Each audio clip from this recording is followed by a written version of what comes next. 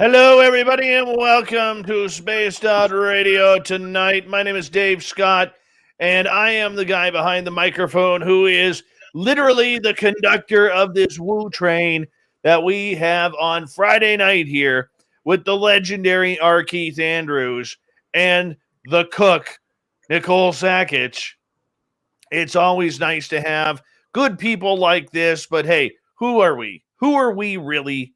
I don't know. I'm just a guy. Keith is just a Woo Train fanatic. And Nicole is just a cook. I don't know how else to put it. All right, let's give the old rundown here as we say hello to everybody. I'm wearing my Spaced Out Radio Bigfoot shirt tonight, and yeah. Maybe I should have worn my aliens, but that's okay. All right, Mike L in the gold medal position. Race fan takes home silver. Andrew, who's trucking somewhere in North America, has the bronze medal tonight. Blow that horn for us, Andrew, if you don't mind. Hey, Cloudy, how are you? Good to have you here. The lovely and talented KT is back. Thank you for joining us, KT. We really do appreciate your listening ears. Typical Watch, how are you? Joshua Ibarata, nice to see you guys. Scott Brown, how you doing, my friend? Helena, you're looking lovely tonight. Aiden, good to see you. Thanks for joining us. Really appreciate that. As we scroll on down, there's Parkway. Parkway will be signing autographs after the show. Line up to the left of the studio, if you don't mind. Major Lee will be signing autographs as well. You got to line up to the right of the studio there. And do not make eye contact with Major Lee. He does not like that. Kings of Kvist, nice to see you. Kat the Gorgeous Kit, nice to have you back. Good always have you here. The Michael Leger is here, everyone. The Michael Leger. He made me that gnome right there. That's the gnome he made me. Special Spaced Out Radio gnome. Steam Train Mark, how's tomorrow looking? Please let us know if we are alive. I would appreciate that. Meth in Sasquatch. Or with Sasquatch. Hey, I hope you're having a good high tonight, man. Thank you for joining us. Steve Toxton, good to have you here. The gorgeous and talented Emily Bigelow is here, otherwise known as Alaska's greatest athlete. Thank you for joining us. Scrolling on down, the gorgeous Steph Dickey in Florida. Kirk Seltzer with a splash of lime is here. Yes, tonight's Friday, so it's 2 splashes of lime. Little Marky Spender, otherwise known as Timber Hunter. This is a guy who's got a bad case of gout, if I've ever seen one. Ken from Dallas. He is the baddest man in Texas. He's got a T-shirt to prove it. Thank you for joining us, my friend. Chill Farm in Brisbane. Good morning or good afternoon to you. Mama Susan, Greg Moyes, good to have you here. My buddy Millennium, how are you? Uncle Dale and his Power Stash are here. You know, if you find Uncle Dale in Austin, Texas, and give his mustache a rub, you can win the Powerball. Mental Pancakes, good to see you. Thanks for joining us. Rich Hilke's here, everyone. The Rich Hilke. My gorgeous wrench, Jenny, thank you for joining us. Lord of Land, Jeremy Jones, Yola Tango, thanks for being here. Oh, where's she been hiding? There she is, everyone. The pride of Brandon, Manitoba. It's Manitoba Becky, looking beautiful as ever. And the lovely and exotic Cosmic Fleur has rejoined the chat room. Hello, good evening to you. And SJ and the lovely and talented Jenny Metz are here. Yes, Jenny is wearing a new coat tonight. Yes, a new coat for Jenny. And let's see, who else we have? Howard, Big Rob, good to see you. And let's see, the lovely Sherry is back. My brother Eugene, how are you? Good to have you here, my friend. Thank you for joining us. Ibarata, always a pleasure to have you here. The lovely and talented Marie is here. The gorgeous and sensual Nicole Sakach, who is a cook, by the way. She'll be joining us. The Ronald Penton is here, everyone. The Ronald Penton. It's always a pleasure. Penman on Facebook, good to see you. There's our Keith, $5,900. Nice to have you here. John Hares, how are you, man? Jim Nicholas, welcome to the chat room. How are you? Robert Dixon, good to see you. The lovely and talented Wrench Princess Denali is here. And Kevin, good to see you. And who else am I missing? Loof Goat or Goat Fool, whatever. You can do what you want. Either way. Goat Fool, how are you? Nice to see you. Pedro, good to have you back. Middle finger to you as well, my friend. Thank you. And let's see. See me now, Agent X11. Welcome to the show. Thank you for joining us.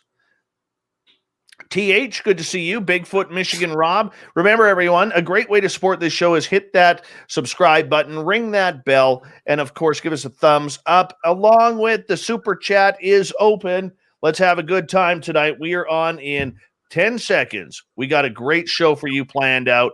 Let's get this thing going, shall we? There's lovely Nicole and Keith and his beautiful pork chop sideburns. 4 seconds. Let's rock and roll. Here we go.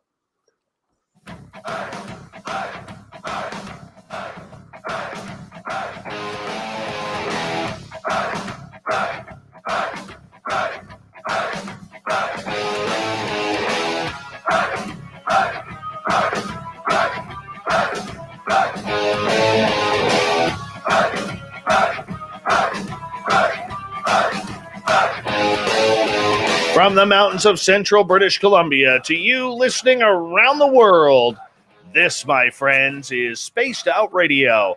I am your host, Dave Scott, sitting in the captain's chair of SOR headquarters.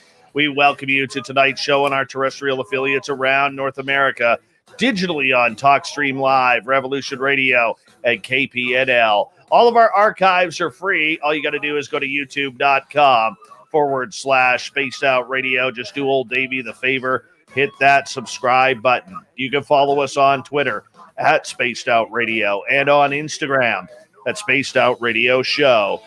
Our website is Stu Gerson. Why did I say that? It's spacedoutradio.com. I got all excited with Stu in the chat room. Yes. I don't even know where to go. Tonight's show is brought to you by Chive Charities. Help make the world 10% happier by visiting Chive Charities today.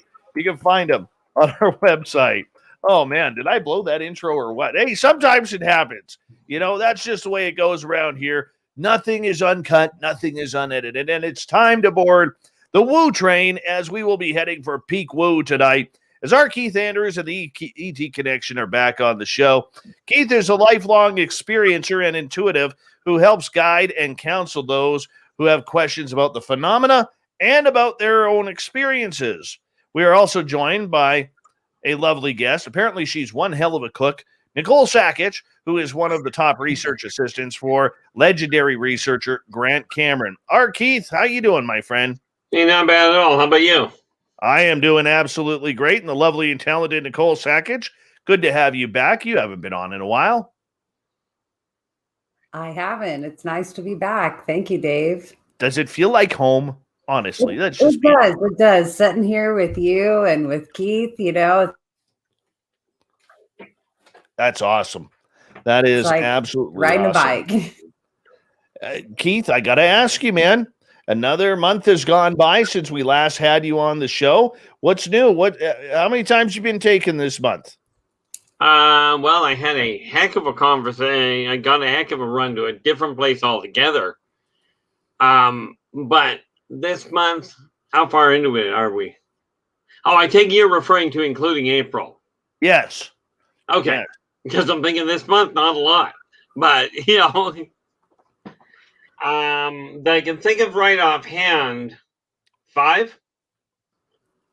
But I had one that ran 2 nights back to back. Very long conversation to make sure I was on the right track. But I basically told them what I was going to do and what I wasn't going to do. What weren't you going to do? Let me in on this. Oh, that's the easy part. I'm not about to, like I told them, I'm not about to tell people where they are situated on the planet. It's just a bad idea from the get-go. Right. The other thing is that what people don't seem to understand, and I still get questions about when the off-worlders are planning on settling down here. And like I told them, I will do what I can. Like I told the off-worlders, I will do what I can to let the humans know that no, they are not in danger of being invaded. Because in simplest terms, if they were, the fight would be over before mankind knew it got started. Well, you know, there's a lot of interesting things happening right now in the world of UFOs. And Keith, I'm wondering from you, and I know you don't pay attention to the mainstream news, you got your own thing going on. But for you, when you hear stories about the fact that they're finally starting to get closer to admitting we might have some aliens around here. What's your answer to that? Well, it's about time they got around to admitting it. It's like when they made the great big announcement just a couple of years back, right, that they found that they landed on Mars. To me, that would have been news if they'd have told us that in the late 70s. But somebody caught a video somebody posted a video the other day about about a set of aliens that was caught in New York. And they asked if it was real. And like I told them, I cannot speak to the veracity of videos. I can tell you to whether they're real. I can tell you whether what they're depicting is real. Right. But I cannot tell you whether the video itself is. Because unlike some of the people I have no knowledge on Terran technology to speak of. Nicole, I know you have been very much upfront with the news that has been coming out lately regarding the potential of disclosure, the 180 days. I mean, we used to see maybe one UFO story in the mainstream media about every 6 months. Now it's almost every day, if not every day right now. I mean, what's your thoughts of all this media coverage and hype around UFOs?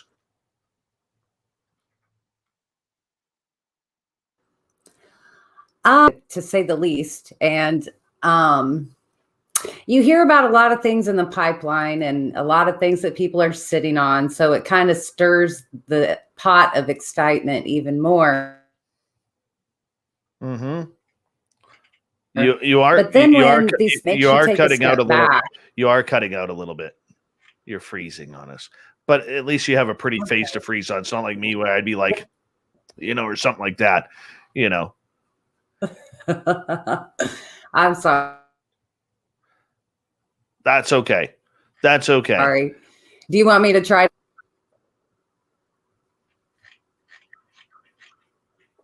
Where did it cut me off at? It just did. It just did. I think once you warm up, it kind of moves a little faster, but I'll be back then. All right. Let's go. I want to get you going here. We're going to have to wait with you, Nicole, but for Keith, Okay. The big thing for you right now is this is going to be a lot of news around the military. They're focusing everything around the military, Keith, when it comes to disclosure. I guess they can't right now say this is happening in the public. They just can't. They got to try and get control, and everything always starts with the military. Well, think about it this way. If they were to come if the governments around the world were to come right out and say, yes, there are people here, these off-worlders are here. Right. If they were to come clean with how long the off-worlders have been here and really where they fit, society would likely go into an absolute tailspin. Because all of a sudden, everything around technology, around religion, around belief would collapse. Now, yes, there's a lot of people that will take and go, yeah, finally, they're starting to tell us the truth. But of course, the majority of people in today's world would look at that and go, no, they're just making it up anyway. So you got to understand that for them to come right out and just say, yeah, we've known about it for decades, is going to create some ramifications that mankind, that even the people pushing for full disclosure, don't realize what the ramifications are. What do you think the ramifications are? Well, if you all of a sudden were to find out, like if the average person who gets real edgy around strangers, don't talk to strangers type thing, you see a human walking down the street that you don't recognize, people get edgy. You watch an 8-foot reptile walk down the street packing a blaster cannon, and it's going to make people a whole lot edgier. It's amazing how many people don't quite realize what they're looking at. I mean, humans that are different colors make people edgy. People that are completely different, skeletally speaking. I mean, take a look at the movie Arrival. Picture if one of those was walking along on the street, albeit they would need a rebreather.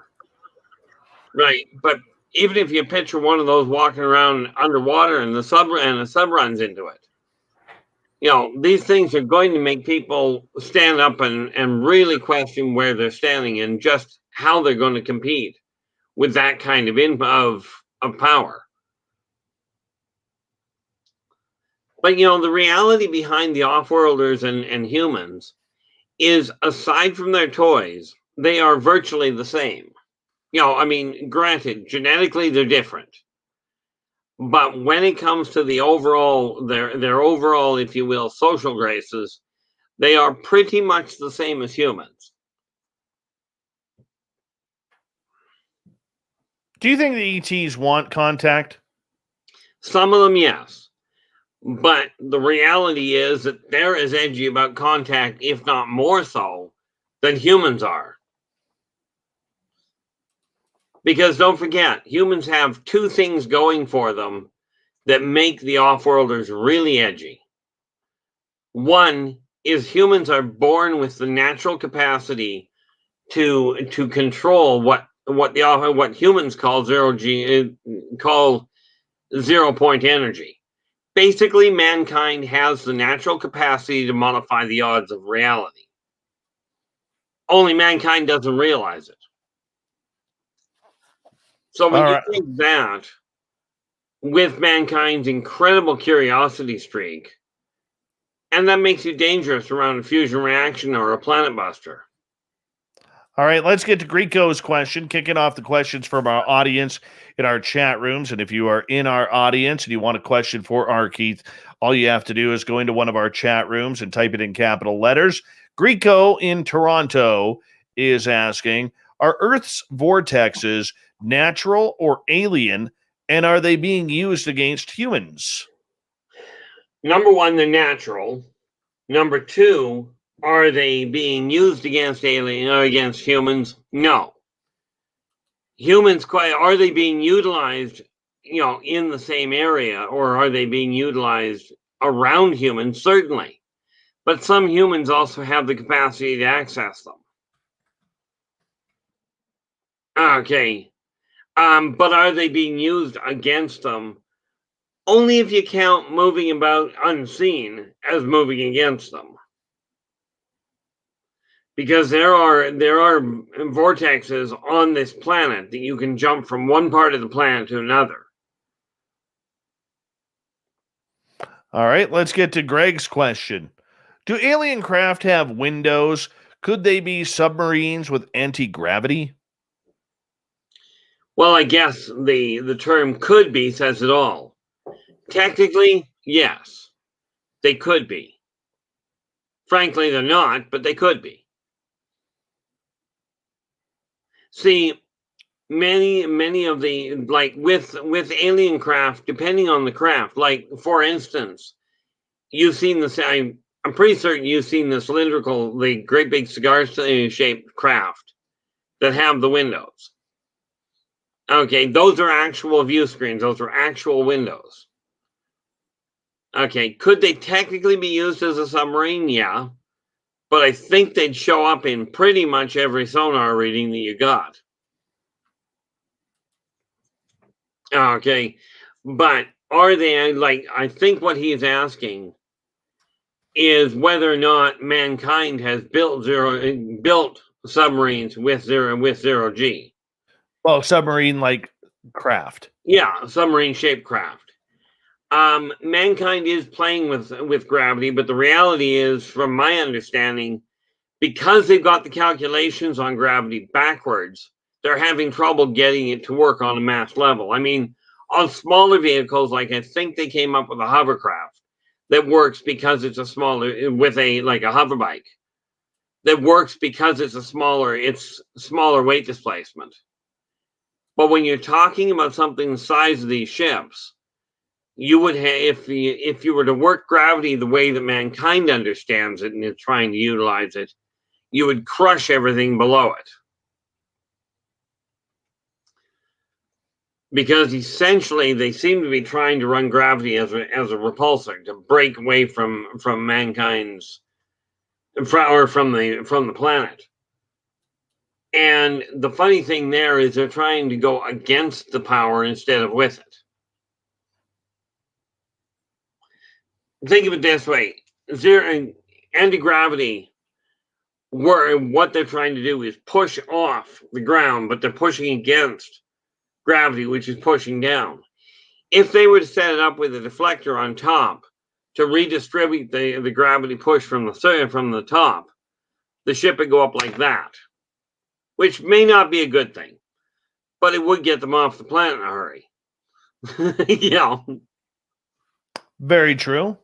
Very true. All right, let's get to another question here. And this one, as the chat room's moving nice and fast right now, this one comes from Joshua, who is asking, what is really going on to be revealed on June 25th when the 180 days is up with the Pentagon? I have no idea. And the reason I say that is because, ironically enough, the Pentagon doesn't actually tell me what they're up to. No, I understand that, but what's going to be happening, Keith, is on June 25th, there is going to be a release of documents where the Pentagon is allegedly going to say what they know about UFOs and what they've been hiding over the years. Well, that'll be fascinating to see how much they actually reveal. I have no doubt that they will say some things, and a lot of people will stand there going, oh my gosh, you're kidding me. And, I don't know how I'm going to react to it, because most of what they're trying to, I had a conversation a while back. I was actually confronted by a member of the CIA. And they told me that they knew everything I talked to them about.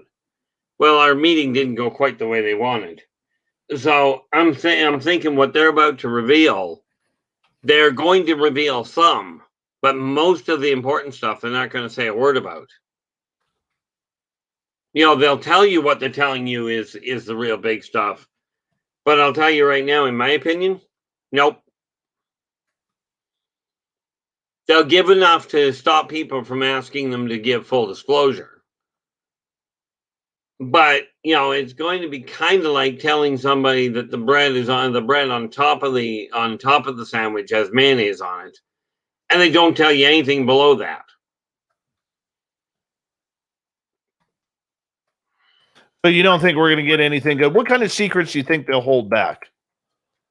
Oh, the important ones, like how long they've actually been in contact with them, how much technology and the technology they haven't been releasing. Like, they won't turn around and tell you the information they've got as far as, especially the medical cures and what have you. They will not release them. Okay. They will, they're not about to tell you just exactly, and they certainly won't tell you where these guys are. And that one, in all fairness, I don't blame them for not opening up and saying this is where they are. Can you picture the riots that would happen if they all of a sudden decide to open up a place like Area 51? If they would all of a sudden say, yeah, we've got technology, we've got aliens here. Mm-hmm. I'll tell you right now, in my opinion, Area 51 has been transferred into more of a decoy. It's kind of like the space station. What leads you to believe that? Practicality. If everybody is looking at Area 51 and going, that's where all the stuff is going on, okay, then they can move the stuff out of there and put it someplace else. Nobody's going to look at it. I know of one case in particular where a very world-renowned celebrity was coming through town. The media jumped on it and assumed he was at one hotel. Right? Well, nobody bothered telling the media they were wrong. So the hotel got a staggering amount of advertising, right? But the guy that was trying to get peace and quiet from the media got to hide out in a small little hotel, right? So if they point the finger at Area 51, for instance, then all you do is keep everybody looking at it and move everything out the back door. Where they moved it to, I'm not about to say. Am I absolutely certain in my own way? that that most of what was there has been moved? The answer is absolutely yes. All right. Kirk says humans can modify the odds of reality. What does that mean? Humans can take a perfectly logical path, look at all the odds on it, make everything, like, work it all out and go the completely wrong direction and still come out on top. You know, people talk about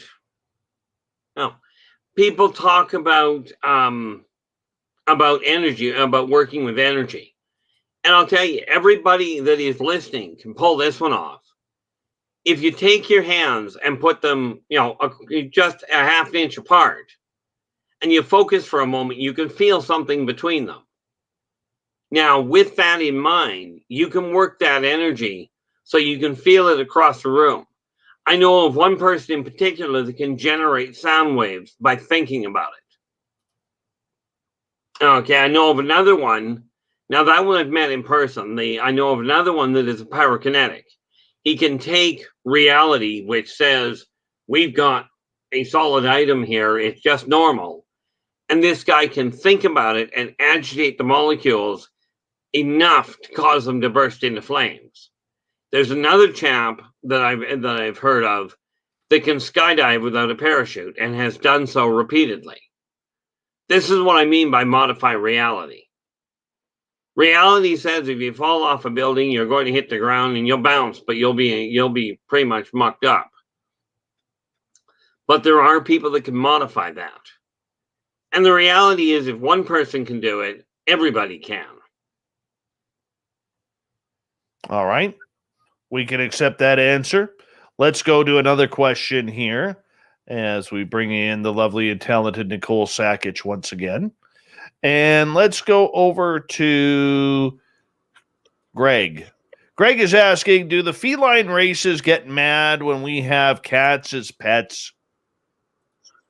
From their standpoint, no. That's kind of like wondering if humans get mad when off-worlders have monkeys as pets.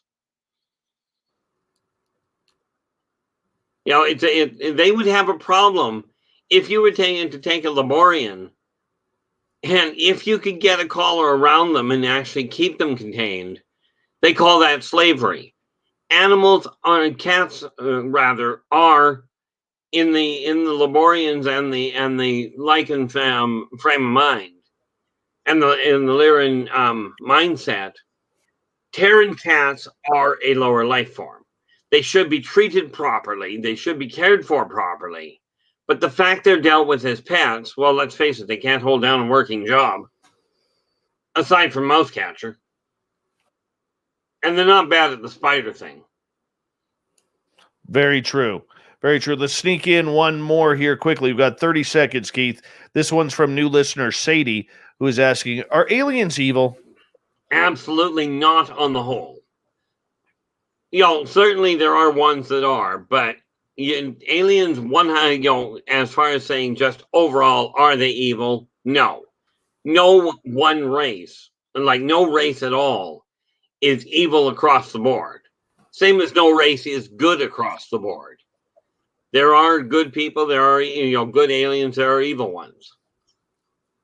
All right. On that note, Nicole's back. We think we may have a good connection now. R Keith Andrews, the ET Connection, happens the first week of every month. We love having Keith around here. And on YouTube, seeing his pork chop sideburns makes it all worth it. Give him a tug, Keith. You're doing well. Give him a tug. I'm doing best not to do that. Usually that hurts. Especially when I'm running a comb through them. All right. Let me see here. I am like way behind right now. Way behind the chat room. Oh, man. Nicole, you plugged in, didn't you? No. No, definitely not. Oh, I can't plug in unless or sit on the floor in the corner next to my box. So Do you want me to do that? You need to get a longer cable. I was thinking the same thing. But, you know. Look how good she looks. Like when she Wife freezes, she's waiting. just like.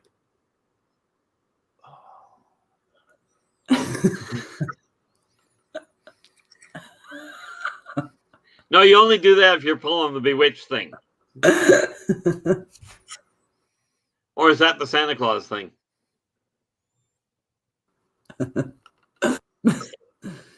My whole face moves except my nose, so Mm. that was a good first.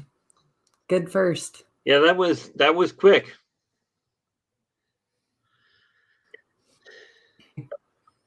Andrew, thank you for the $5 super chat.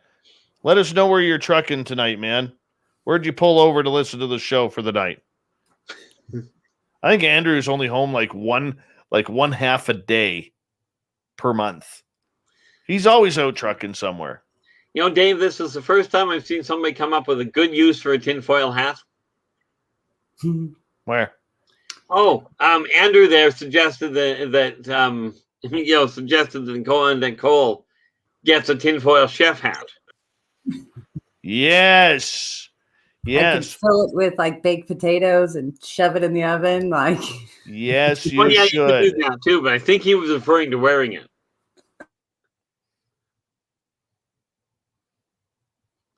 right, but we're beyond. At least it would be. It represents a purpose. days gone by. Days gone by. I was never that paranoid experiencer where I was like, "Ooh, got to block the signal." So, were you ever like that? Tinfoil worked really good on the old rabbit ears. Like that, Keith? Were you like off of your tinfoil. phenomenon? Oh, I said tinfoil worked really good on the old rabbit ears. Yeah. But tinfoil doesn't do a thing to slow down. It doesn't even slow down the aliens.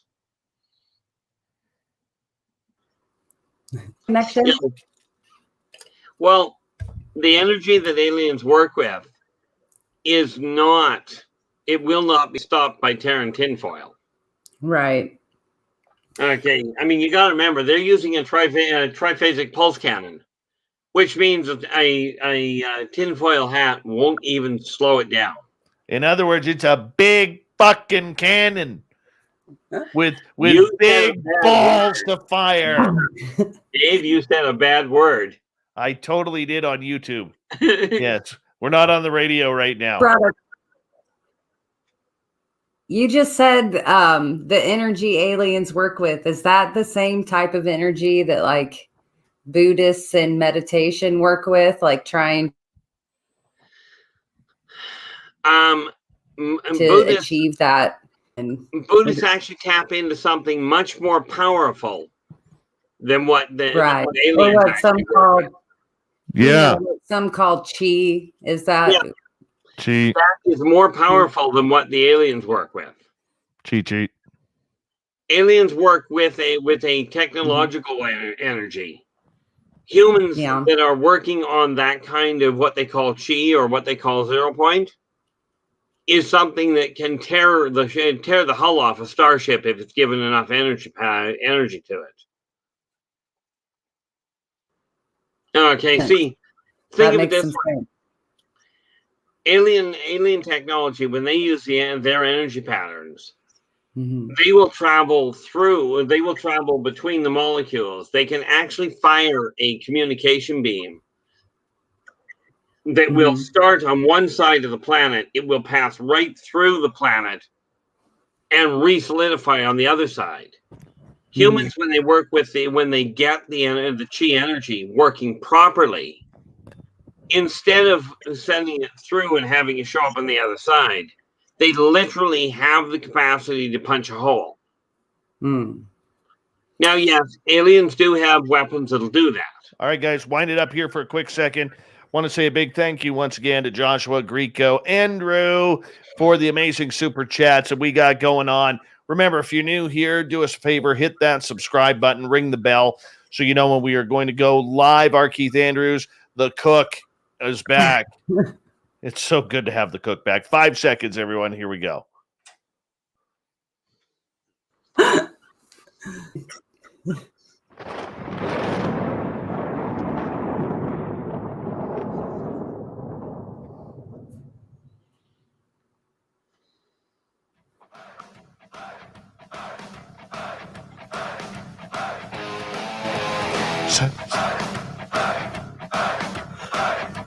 Second half hour of Spaced Out Radio is underway tonight.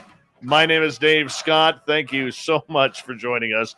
Oh, I'm having too much fun here tonight. I want to remind you that if you missed portions of this show or others, check out our free archives by going to youtube.com/Spaced Out Radio. Just do old Davey the favor. Hit that subscribe button. Our website, spacedoutradio.com, where we have a plethora of features for you, including rocking out to Bumblefoot and reading up on Captain Shirk's SOR Newswire. Follow us on Twitter at Spaced Out Radio and on Instagram at Spaced Out Radio Show. The ET Connection with R Keith Andrews happens the first week of every new month, and we're glad to have Keith here, and we have Nicole Sakach, researcher from Grant Cameron's research team. She's also a pretty good cook. Everyone, welcome back. Well, thank you for having us. And welcome back to everybody joining us now and for all the people that are still here. All right, Keith, here we go. Scott Brown's asking a question. Do you believe that an advanced civilization could reside below the surface of our oceans? Absolutely. Right down at the base of the Marianas Trench and a couple of other places. How do you know this? Been there, done that.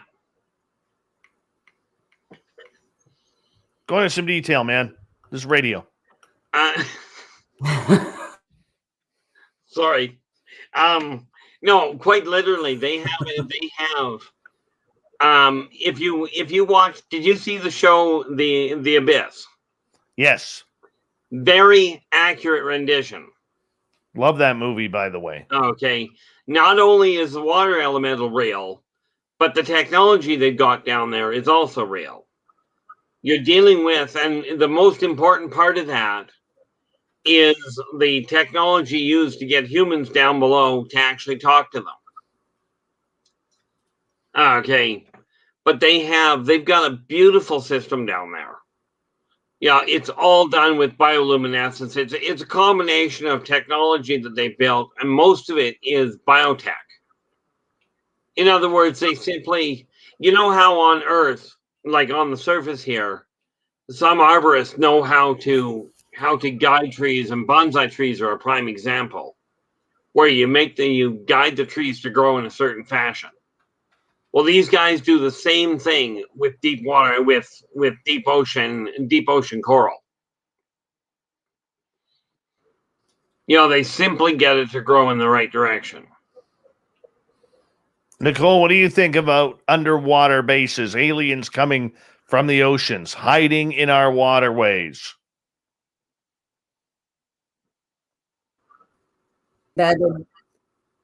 I think it's embedded in our pop culture to some extent because of movies like The Abyss. And I think knowing the mist in our seas and oceans, that adds to the fascination. But with this latest USO reports, and, they've crept out, into the community over. It really has people talking, and it makes me question, are they alien in the sense that they're from somewhere else off planet? They've been hiding in our oceans, or have they been here the entire time, simply undiscovered or wanting to stay away from us? So I'm trying to make contact now because there's a theory that they're trying to make contact, or they're stepping it up because we're ruining the ocean. And it kind of goes into what Keith says. If they're using technology and we're dumping toxic things into their world, I don't know. They might want to talk to us about that. All right. And once again, for our audience, we know Nicole is having a little bit of trouble with her connection tonight, but that's okay. We're getting the message. We are getting it all the way. And the fact that she's here and that she even showered for this show is all that matters, everyone. That's all that matters right now. Keith, welcome back. 5900 is asking, do the aliens realize that they are in a simulation also? What do you mean also? I don't know. I just asked a question, man. Oh, okay. Well, I would have to say no, but then we have this problem that we're not in a simulation. But that's the matrix theory that we're referring to, we presume. And the difficult part here is, from my standpoint, we're not in a simulation in the first place. So, no, they wouldn't think they're in a simulation either. Okay.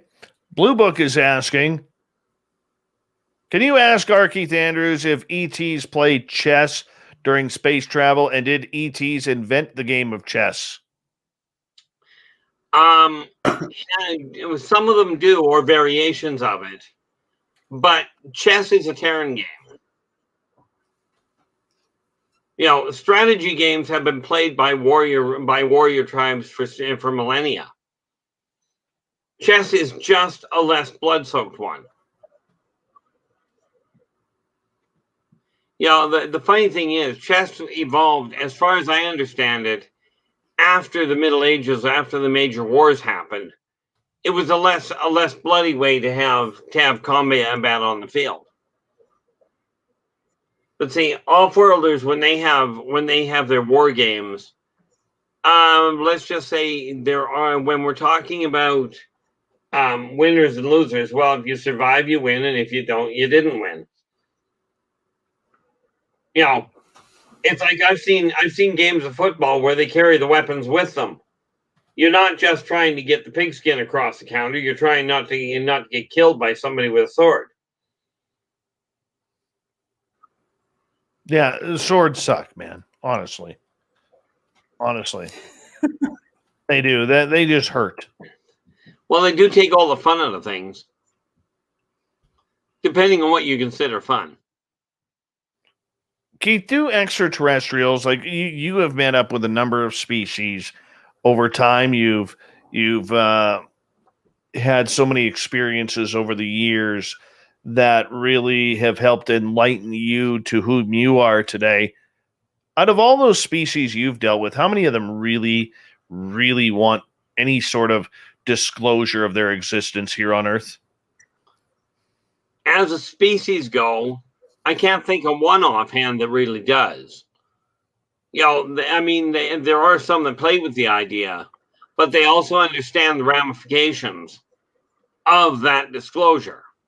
And the big thing from most of the off-worlders' standpoint is, because the consortium is in the area going, no, we're not interfering with this evolution, especially from the research communities of the different aliens, they don't want disclosure happening because it will interfere with their xenosocioeconomic evolutionary research that they're doing. They're trying to find out how mankind is going to evolve.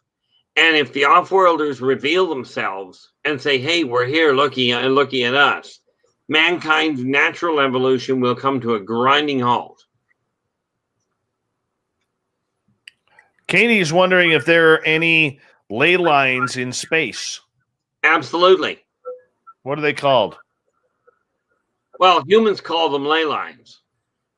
Off-worlders quite often refer to them as wormholes, or depending. Sometimes they come into conjunction with black holes. By the way, you do not want to travel through a black hole. It's no fun on the other end. Is it like a roller coaster? No, it's like a roller coaster through a Cuisinart. I'm in. All right. See How We Are Living is asking, will alien deniers be banned from social media after disclosure? Not a snowball's prayer. There will certainly be people trying to deny them access. There will undoubtedly be companies that try and derail them or try and hide their input.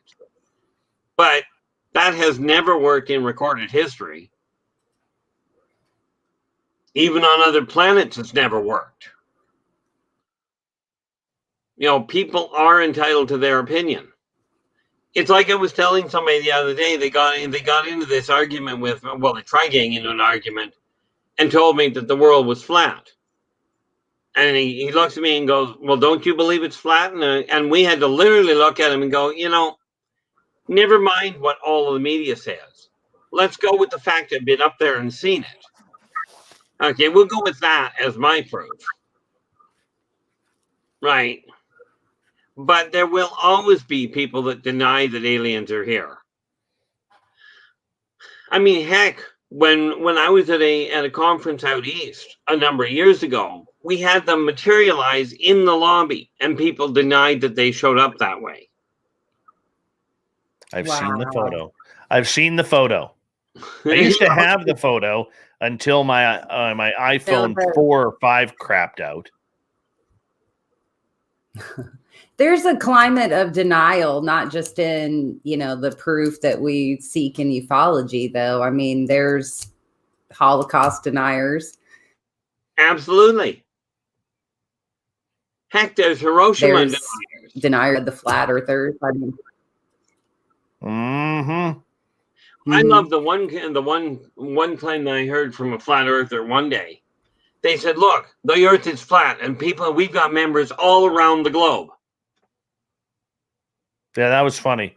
That was actually called out by some scientific group. All right, Yola Tango is asking, Keith, are humans harvested as food by any of the alien races? Do they make teas from dried humans? I love this question. I would like an extra, whatever, grande human tea with some honey. And probably wouldn't, because it comes out kind of like sludge. Even if it's ground up? What if we're putting one of those Ron Popeil, dehydrators? They don't work well. I mean, don't get me wrong. As far as Terran Earth and Terran food goes, they work like a charm. So what you're saying is we can't set it and forget it? I would not recommend it. They call that murder. Okay. But in answer to her question, the answer is yes. Just like there are poachers. Me too. What was that, Nicole? You cut out. I said recently, Rick Doty spoke of an alien species that was self-sustaining. There's a number of them do that. It made its own food, a pouch on its hip area. Have you come across a species like this? It also had a veil it could pull down over its entire body. What the heck is it called here? Let me just blow it up. It's funny. I was just working on volume 2. In food.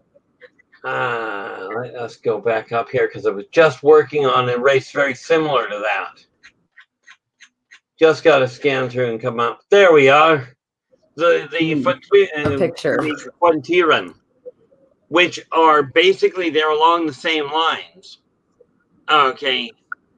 But the Frontiran, they've got, their stomach is literally in their forearm. Okay. They don't generate their food in their forearm, but what they do is they'll grab hold of something with their hand, and then their stomach will eject over top of their hand and around whatever they're grabbing hold of and dissolve it. And that's how they build their own food. Oh, wow. Picture, if you will, the way a clam eats. Mm-hmm. Same kind of an idea. Right. So I suspect that we're probably looking at much like... he said it was about a golf ball. About a which? Said it was about the size of a golf ball. And I believe he said there was maybe 2 different colors. One might be red and one might be white. You're probably looking at different gender. Aha. Dun, dun, dun. I know, the mystery. I'll send you that picture whenever That would be appreciated. Because Find it. I thought I got a person I thought of. All right, let's move on to a new question from Greco in Toronto. If aliens were the Maple Leafs, would we have grown bored with them by now? My friend, look, it's been since 1967 since your team cheered. There is 4 feet of dust sitting on your lawn chair on Yonge Street right now. Okay, you're not winning the cup this year. All right. Just because you saw Austin Matthews' mustache at some McDonald's drive-thru grabbing a coffee doesn't mean that they're automatically going to win the cup. 67, my friend. 67. And it feels good to say that 67 all the time. I'm sorry, Keith. I took that answer. I stole that right from you. That's no problem. But I was just thinking, if mustache showed up there on its own, they may have the talent to take it regardless of what people think. Oh, they definitely have the talent. It's just Toronto. I mean, if the Maple Leafs win the Stanley Cup, it was bad enough for the Raptors. But if the Maple Leafs win the Stanley Cup, the rest of Canada is literally going to implode because Leaf fan is going to explode with ego right across the nation. It's going to be horrible, horrible days. My prayer before I die is that the Leafs never win the Stanley Cup while I am breathing. And so far, so good. 47 years and counting for me. Since 1967 for the Leafs, it feels good. All right, Logan is asking, what can you tell us about Agartha and what races reside in inner Earth? Well, I'll use the colloquial names that most humans know. Elves, dwarves, centaurs, unicorns, minotaurs, gnomes, goblins, hobgoblins. Then you've got the shadow walkers, which are a lot of fun. Not. The list of races down there are staggering.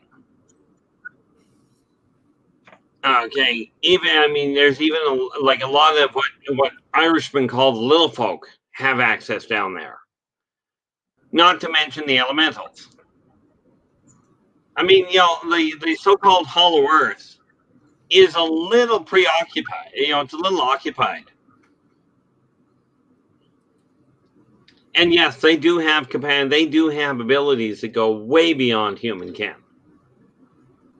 All right, let's get to Uncle Dale's question and his power stash. Is Elon Musk an alien? Well, number one, as I mentioned before, even were I to know one way or the other, there's no way I'd be telling anybody. All right. Does he have a staggering mind? Absolutely. What about you, R Keith? Uncle Dale's power stash wants to know if you're an alien. I spent enough time in my labs to know better than to answer that one.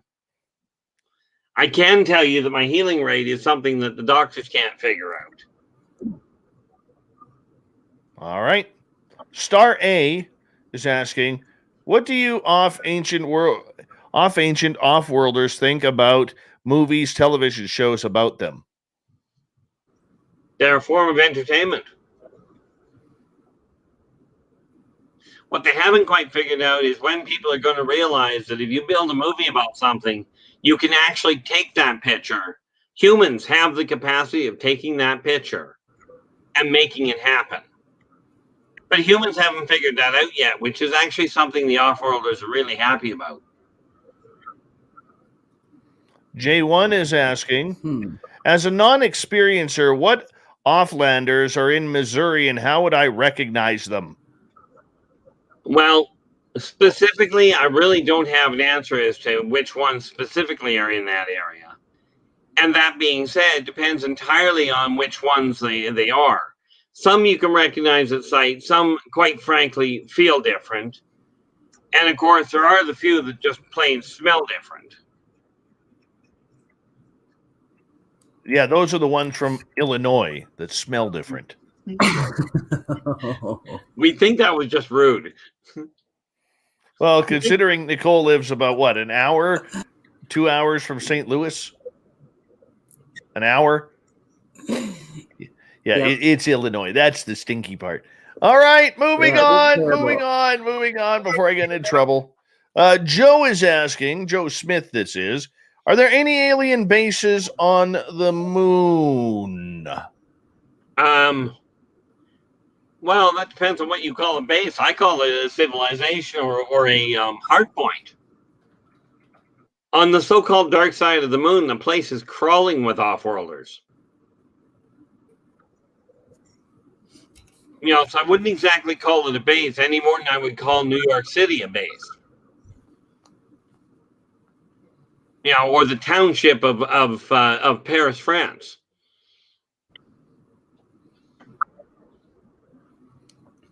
Makes sense. Yeah. We're running out of time. I'm going to move on to another question here. Greco is asking, if the consortium were to take a vote on the Earth topic, how do we know if it was legal? Well, how do you know if the ones on Earth are made if they're legal? I don't know. Me either. See, most off-worlders are pretty black and white. Humans are ones that have a staggering capacity for deception. You know, I mean, you take a look at the Tormenons; they'll tell you right off the bat if they get a higher bid on a contract that they've signed the contract to. They'll tell you flat out if they get a better bid in the middle of that contract, they'll swap over and do the other guy's contract.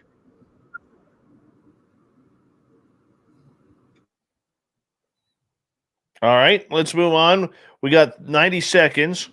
Princess Denali wants to know, are there types of soil beings? Absolutely, also known as earth elementals. Okay, and many of there are little folk that are like the Burundi, the Burundi are earth-based individuals, like as in soil-based. There's a couple of other ones that I'm actually in the process of dealing with. Nope, that's not the right one. I'm just looking at some of the ones I've been dealing with here. I've actually got volume 2 that I'm looking at. There we go, the Balar. Right, the Balar basically look like snails, but they travel through the Earth. Weird. Okay, 45 seconds. Kurt Seltzer with a splash of lime wants to know, do aliens do they have asteroid aliens or alien asteroids that could make us Superman type strong? Technically the answer is yes, but the problem is if they were to use them, the musculature of the human victim would grow at such a staggering speed as to tear the person apart and crush its bones inside the muscles, which is why they won't use them. I mean, picture, if you will, trying to use a off-world medication or an off-world steroid on from a high G planet on a low G planet. Okay, the virus that actually survives, or the booster, the booster, is built in such a way it would absolutely decimate the human genome. All right, R Keith, I'm going to get you to leave it right there, as Nicole Sakach, R Keith Andrews are here for the ET Connection. Happens beginning of each month. We enjoy Keith coming on in.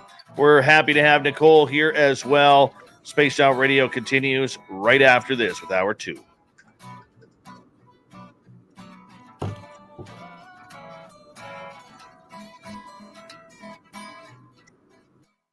We're clear.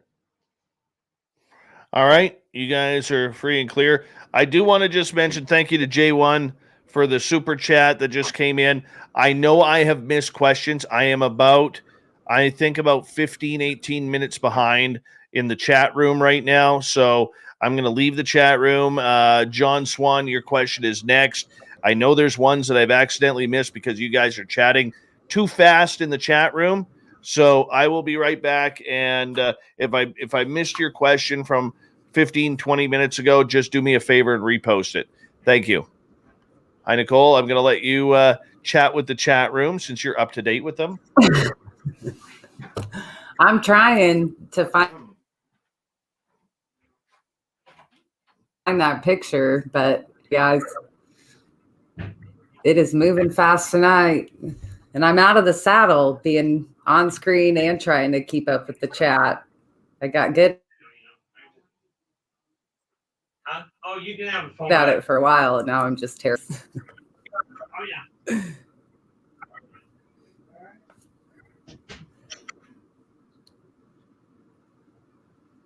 I'm in Montgomery County, Illinois. I won't get more specific than stalkers coming around, wanting to sky watch with me, ruining my spots.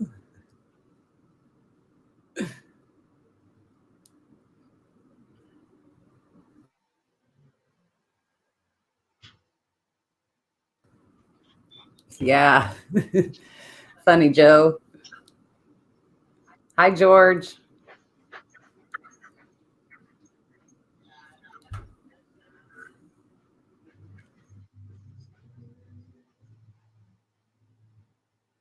I think Keith took a call.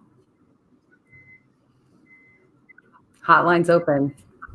Dave's walking the dog, so.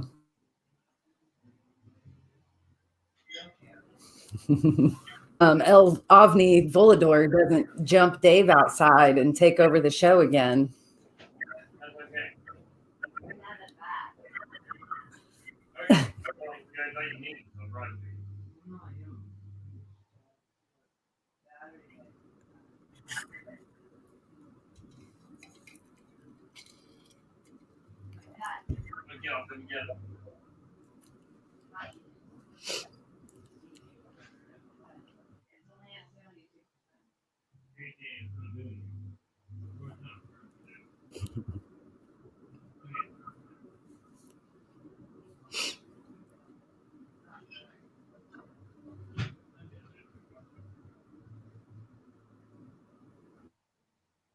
Yeah, I'll bring Lloyd back. Got the camera,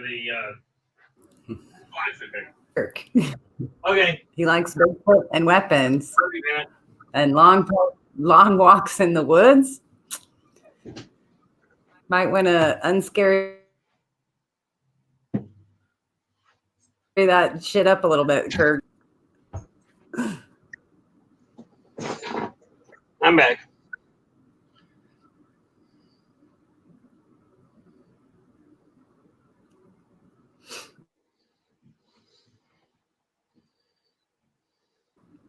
Randy, no, I have a sighting, but they're all over this area. Missouri even has juvenile Bigfoot.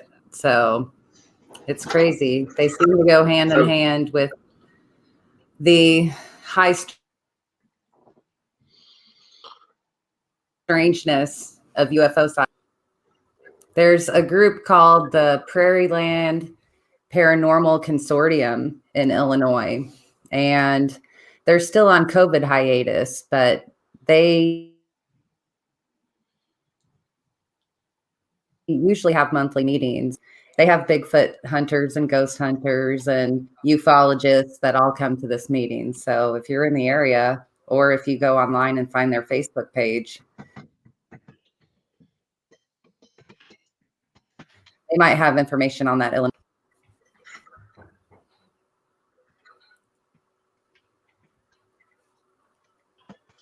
I know. I was amazed, Randy. I didn't really realize how many sightings were in that in ufology you can't avoid Bigfoot. So you discover all these things. Mm-hmm. Right, Dave? Sure. Whatever you said. You can't avoid Bigfoot when you're in ufology. There's just no, or gal. Yeah, no, exactly. Nope. I am so behind right now. Yeah, but if you get much further behind, it's going to feel like you're ahead of it. Yeah, true.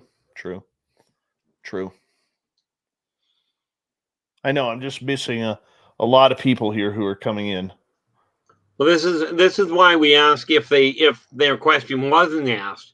For pity's sakes, restate it in capital letters, and we'll come back to it. I think that's Damn it, Keith! Keith dropping the bomb there. Just boom. Kick him in the shins. That's what he says. It's my strong suit.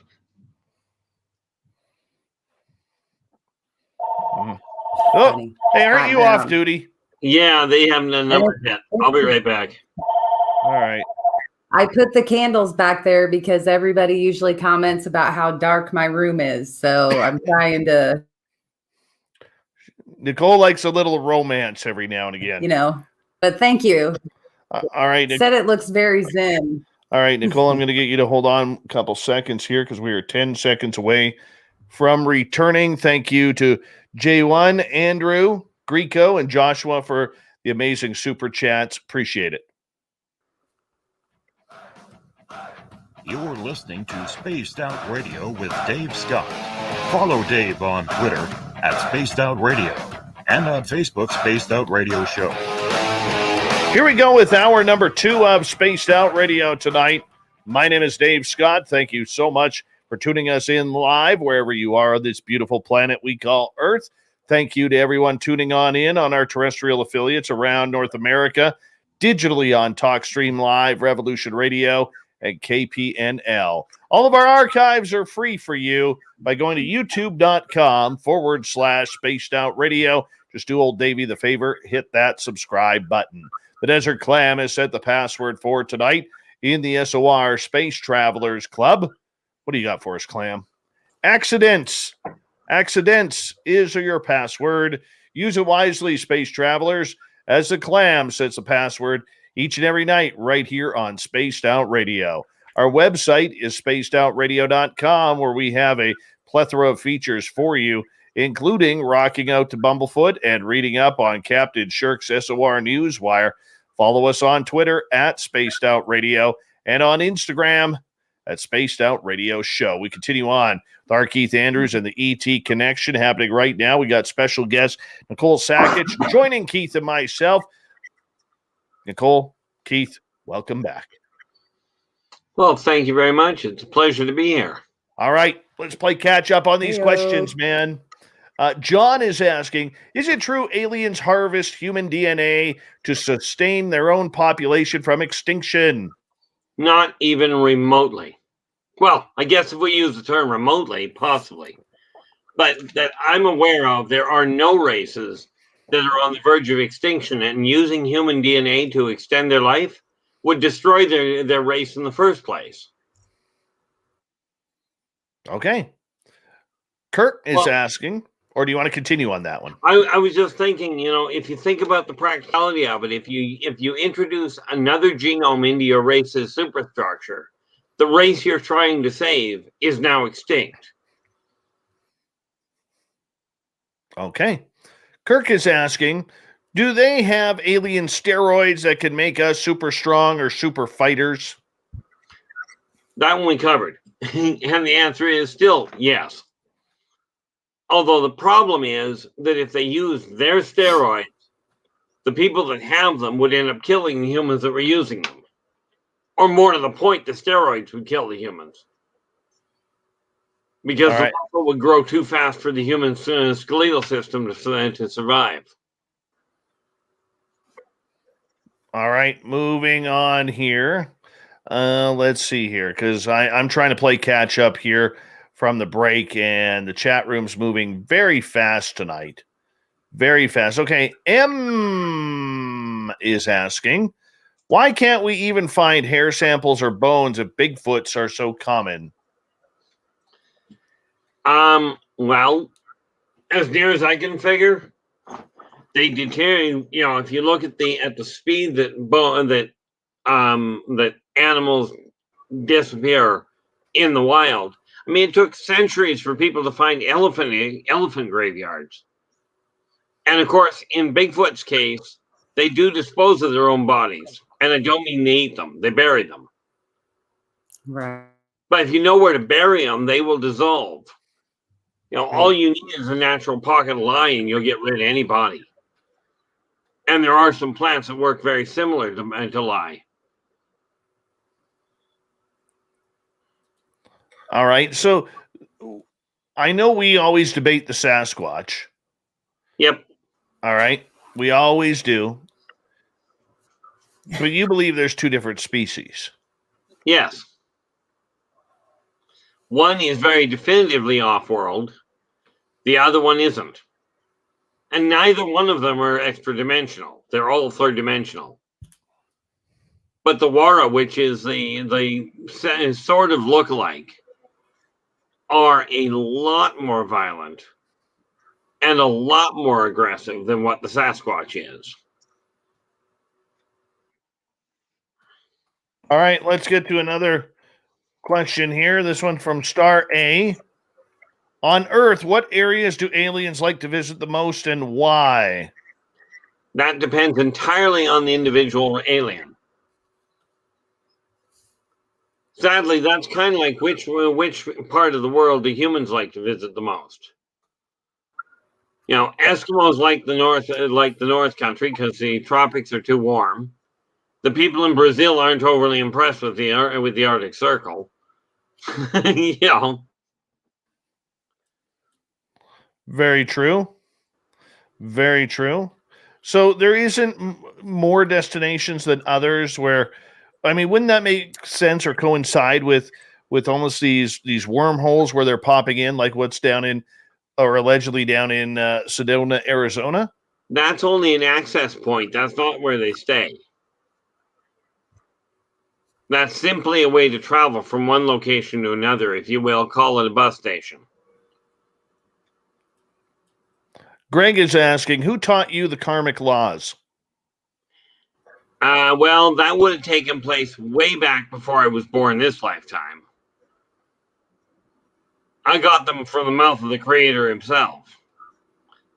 And if you take a look, and I've talked about this on my own YouTube channel, if you take a look at any one of the belief structures that are out there, compare them to the 3 karmic laws, and you'll find they fit inside those 3. And if you find one that doesn't, for pity's sakes, let me know. I'd love to know what it is. M is asking, Keith, I don't want to be abducted. Aliens scare me. What should I do? I'd rather they abduct someone else. Is that bad? Well, hopefully that works. Unfortunately, I don't think anybody, to start with, really wants to be abducted. I don't know of a way that you can just categorically go, it isn't going to happen. I mean, I do wish you the best of luck with it. Yeah, but not. There's Go ahead, Nicole. I was going to bring up, there's some people that follow the line of thinking that of like a pre-birth contract that you agreed to certain things, and the abduction scenario might be one of those things. And that part I will agree with wholeheartedly. It's an interesting point of view to look into and it's one I know for a certainty exists to a degree. Explore, for sure. It's a different. It boils down to when you're getting ready to be born, before you reincarnate, you set up a certain number of things that you desire to gain wisdom around. Now, the easy one for most people to understand is cancer. Okay, if you desire to gain the wisdom around cancer, your choices this lifetime, the people you associate with, the things you interact with, will determine whether you yourself develop cancer or you take the road of working with people dealing with cancer. Same thing, and I like that theory. It's a really good one and does make a whole lot more sense than people going, you know, I've talked to people that go, I really want to be abducted by an alien. I don't care what alien. I really want to be abducted by one. And I'm thinking, like, that's a suicidal outlook. I actually talked to one person that was willing to chase a werewolf into their lair just to meet them. And if you know anything about werewolves, you just don't want to back them into a corner, because you're not going to have a good day. All right, let's move on to another question. J1 is asking, does the Arch in St. Louis have additional meetings or use to offlanders? I'm going to have to pass on that because I have no idea what the arch is. I can tell you that Stonehenge has an additional one. Okay, take the McDonald's M and divide it by 1, or take away 1. That part. Yeah, just by the term Come arch. on. But thank you. This is what I can say to that a little bit is the arch in St. Louis is the gateway to the Western expansion. It was one of the launching points. But there's some kind of local lore about it being a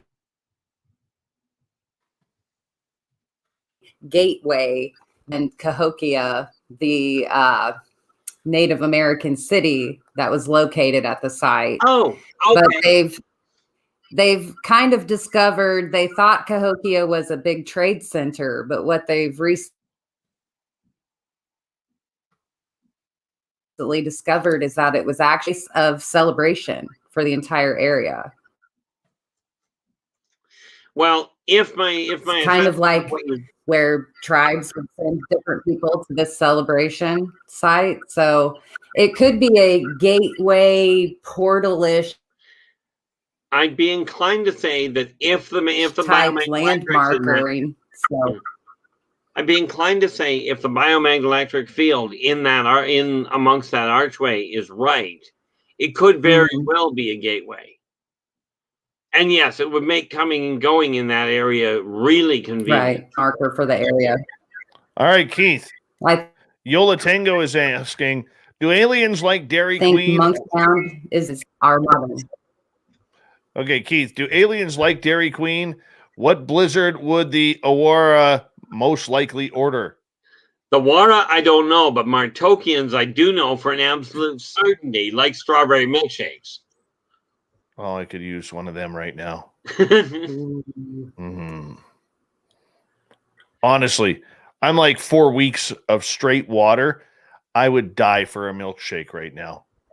Well, as long as you don't die because of one, you're okay. Yeah, true. All right. Stetson John is asking, now that I can see what Keith looks like, my respect for Keith has skyrocketed. Of course. You got to love those pork chop sideburns. You have to. You have to. I'm a big fan of the sideburns, Keith. I'm not going to lie. I kind of gathered that, but thanks. I know.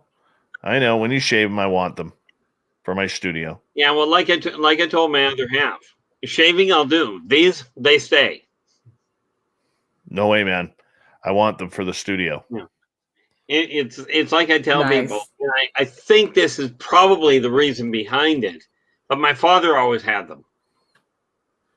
All right, let's get to Vivian's question on Facebook. What do the aliens think about the insane elites and what they're doing to all human rights right now? Number one, according to them, the elites aren't the ones that are insane. The elites are the most focused. The people that are insane are the ones that are putting the elites on a pedestal, saying they're the elites. Now, as far as human brutality towards humans goes, they find it absolutely childish and way beyond reprehensible. But it is also the evolutionary path of mankind, and therefore it is not for them to straighten it out. Makes sense. Jenny is asking, if aliens don't want to degrade the bloodline, why are they making hybrids? That's the easy part. The hybridization program is, as developed by the Zeta Reticuli, is to grow cultural interpreters. You see, you can take a computer of any form and program it with a language, but you cannot program that kind of the inference of the linguistic capacity. For instance, if I take this and show it to any human, and I hold this forward, okay, now that's a coffee cup. Any human is going to know it's a cup of some form. If I go here, any human on the planet will figure you're offering them whatever that is. Aliens will look at this, and if I go here, am I talking about the color of it? Am I talking about the shape of it? Am I offering it to you, or am I threatening to kill you with it? Okay, now DNA is formed in all races, in every corporeal form. DNA holds the cultural significance and the cultural memories.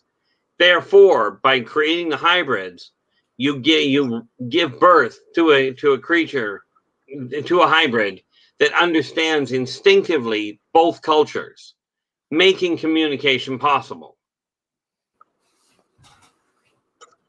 All right, let's move on. Let's get to George's question. George is asking, are aliens at Skinwalker Ranch? And this is one of those funny ones that I keep hearing about Skinwalker Ranch. I've never looked into it, but I can tell you this. As near as I understand from the little bit that I do know about them, I would have to say at least some of them, yes. But I'm more inclined to think that you're looking at ancient races, as in races that evolved here on Earth. Rock and roll. Brett Lewis is asking, does Mr. Andrews use Mighty Moose beard oil on them awesome sideburns? Nope, all natural. We got to get you hooked up. We definitely got to get you hooked up. J1 is asking a question. Do offlanders ever invade lucid dreams? Invade, not evade. Invade lucid dreams. Or if they are in lucid dreams, have you been abducted? Okay, problem with lucid dreams. The answer is number one. As far as I understand the whole idea of lucid dreaming, the answer would be no. However, will they bring contact to you through dreams? Absolutely. See, the moment you have lucid dreams, what you're talking about is taking control of your own dream, thereby eliminating the possibility of off-worlders interrupting it, because you've got dominant control. Besides that, if you learn how to lucid dream, the entire purpose of dreams gets completely eradicated on you. But will aliens come to people through dreams? Absolutely, because their natural defenses are down. Greg is asking, have you ever seen a Sarzazian egg hatch? I've been inside the hatchery, and it is absolutely fascinating to watch. So yeah, the short answer is yeah, I have. Wow. These guys literally, when the eggs hatch, the moment they crack an egg open, the munchkin inside starts calling for help, and the ones that are already hatched will work together to break the eggs open to pull the little guys out. Cool. Like, these guys know respect and honor when they're born. This is why you don't want to go up against these guys. If they go into combat, they're going in as a unified force before they're even out of the eggs. You know. How big are they when they're born? Approximately the size of a chihuahua. Cool. Jack is asking, do Nordics like syrup on their pancakes? Some of them. As long as they don't eat it for breakfast, or I mean for dinner. You don't want to have breakfast for dinner aliens. We could get into a real cross current on that one. I'm just saying, Keith. I know. You got a question there, Nicole? I just said I slept. What's that? You kind of broke up. It's all right. All right, moving on. Nicole doesn't like breakfast for dinner either, by the way. That's on the record. Princess Denali is asking. I'm going to wait for her because her voice is I love it. up here. See? All right, R Keith. Do you feel you are a hybrid human? If so, with what other race of beings? I gave up that question a long time ago, and I just go with the old axiom: I am that I am. Primarily because of the fact I get along with pretty much all of them. I've had a couple that I didn't get along with, but those were individuals. They weren't a racial problem. Greco is asking, let's go to Greco's question. Can you tell all the aliens to shut the hell up, either reveal themselves or go home? What purpose do you serve Earth or humanity? Sounds like a Captain Shirk question. Well, I could tell them, but that would be kind of like telling all humans to be honest. You know, tell all humans to quit walking around in circles and walking on eggshells and start being honest with each other. The odds of it doing any good are pretty limited. As far as what purpose aliens serve humanity, aliens don't serve humanity. And that's the bottom line. The off-worlders are here to protect the Earth itself, not the infestation on top of it. Right. And that's why they won't interrupt human wars, unless the wars get to the point like they Keith, I got a question for you. Try that again, Nick. Oh, I was going to ask Keith if he thought off-worlders would do a mass She was almost there. Yeah. landing or reveal themselves. They had some sort of legal protection too. You know, if their rights to be a species and visit us was somehow protected. They have an imperative that says, do not do that they because couldn't be it will exploited. totally decimate the xenobiological evolutionary path that mankind is on. Okay, the xenosocioeconomic evolution would be completely decimated were that to happen. See, centuries ago, the Nordics came here and took the mantle of the Norse gods. When the consortium, and then of course they just vanished one day altogether. Well, what people don't realize is when the consortium got into the area and found out the Nordics had gone, oh, we're gods. The consortium showed up and went, no, you're not. Get off the planet. And the Nordic gods were gone, and the Nordic gods were gone. That's why they vanished so fast. Basically, they were told, okay, everybody out of the swimming pool. Yep. Keith, got a question for you. We've got about 1:10 from how do we know reality isn't a lucid dream and what we call dreams are reality? That one I will leave for the philosophers to answer, because I don't have an answer for how you would sort it out. The best I can tell you is I asked every psychologist I've ever come across how you know if you're losing your mind. And every one of them, without exception, has said, if you're asking if you're losing your mind, you're not. Okay. Because if you were losing your mind, you wouldn't be asking. So how you could tell if it was a lucid dream, even if I could tell you, you wouldn't believe me. Because the mind that is saying that this world is a lucid dream is the same one that will take the argument that it's not and warp it around in the mind to go, no, they're just trying to dissuade me so that will build on their own already existing perception of reality. All right, I'm going to end it right there because we do have to go to break at the bottom of the hour here on Spaced Out Radio. R Keith Andrews and the ET Connection continues, along with special guest, the famous cook of ufology, Nicole, the cook Sakach. Hey, she can only do what she has to do. Spaced Out Radio continues right after this.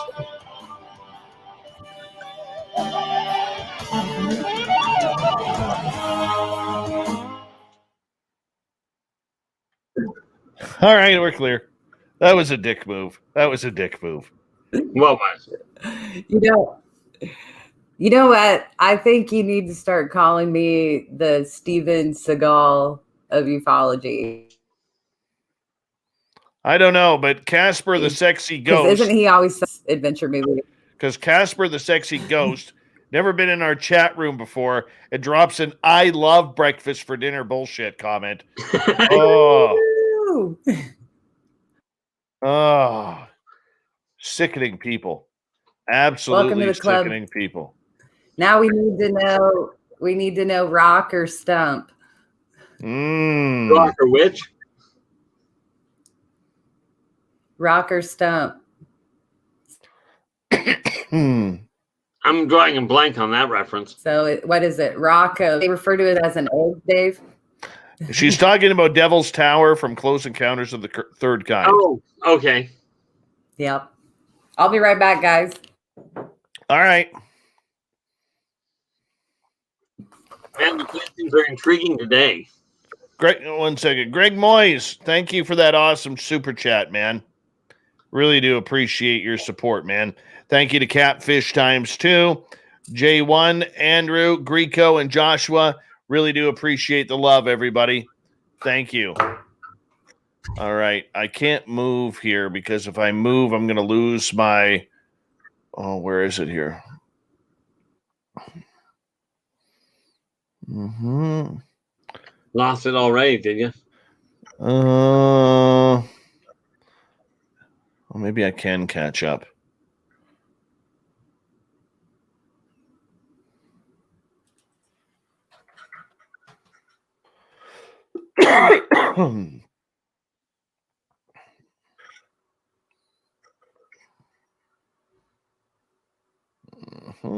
I got it here.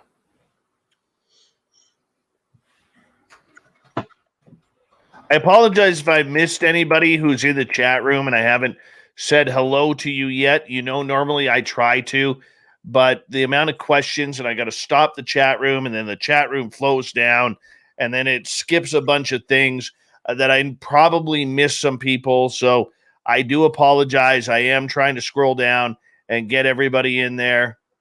All right. Doing my best. It's what you call efforting. Now, Nicole Sakach should have her Spaced Out Radio shirt on tonight, but apparently she doesn't. We're too good for that. Oh, so she wears a James Fox t-shirt instead. Just grab that knife. Grab that knife, twist it sideways. It's only because I wear yours so much it's dirty and in the laundry. So phenomenon shirt, you know. All right. Be that way. Yours gets all the compliments, you know. I know, but hold on right there, guys, because it is time for a little Mighty Moose Beard Oil.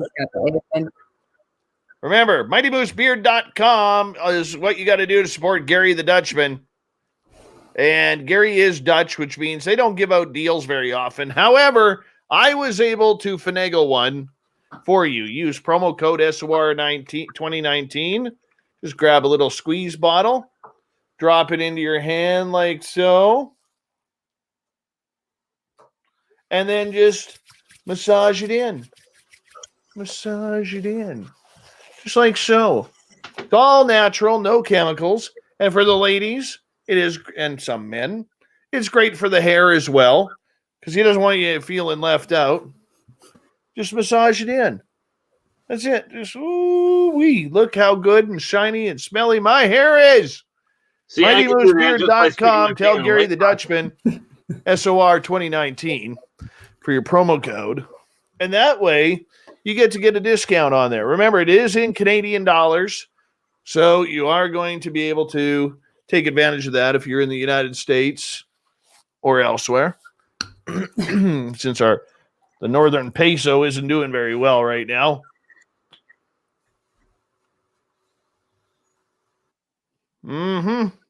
So, yeah, go to MightyMooseBeard.com. Gary the Dutchman. And once again, big thank you to Greg, Catfish ×2, J1, Andrew, Greco, and Joshua for the amazing super chats. And we really do appreciate the love and support. We really do. And we'll get going here in about 12 seconds, R Keith. And we are here. 10. Oh, Dave, I got my invite to tomorrow.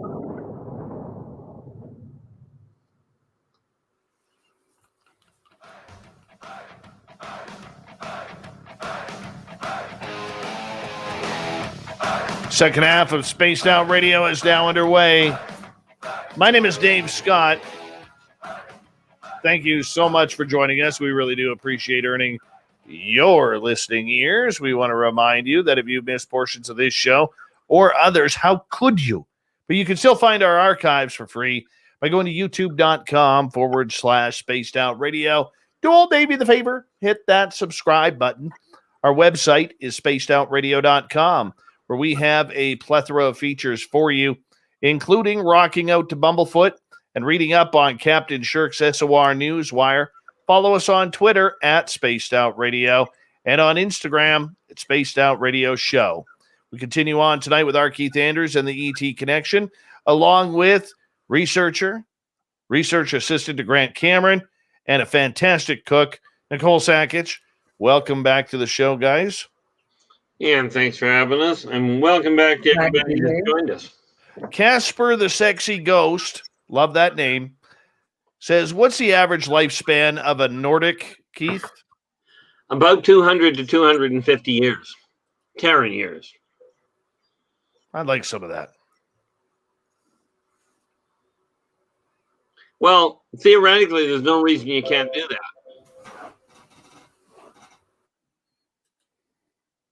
See, scientists figured out that humans, that the human corporeal form replaces every cell in its body every 7 years.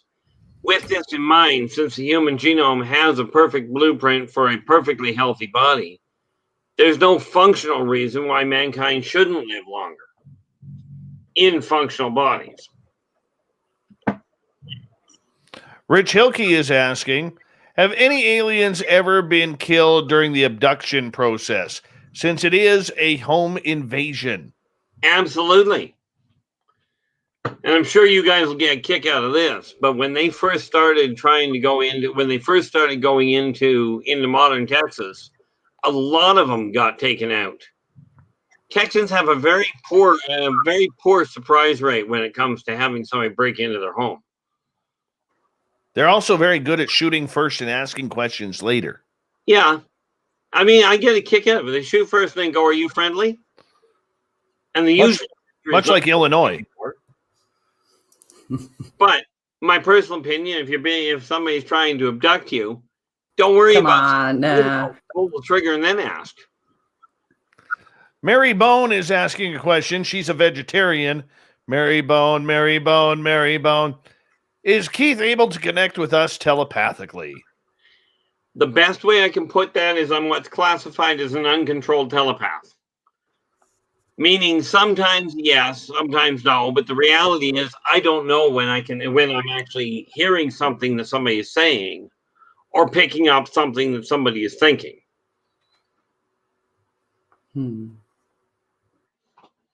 I still haven't got a telepathic message from you. I've known you for like 6 years, and you totally brushed me off on that.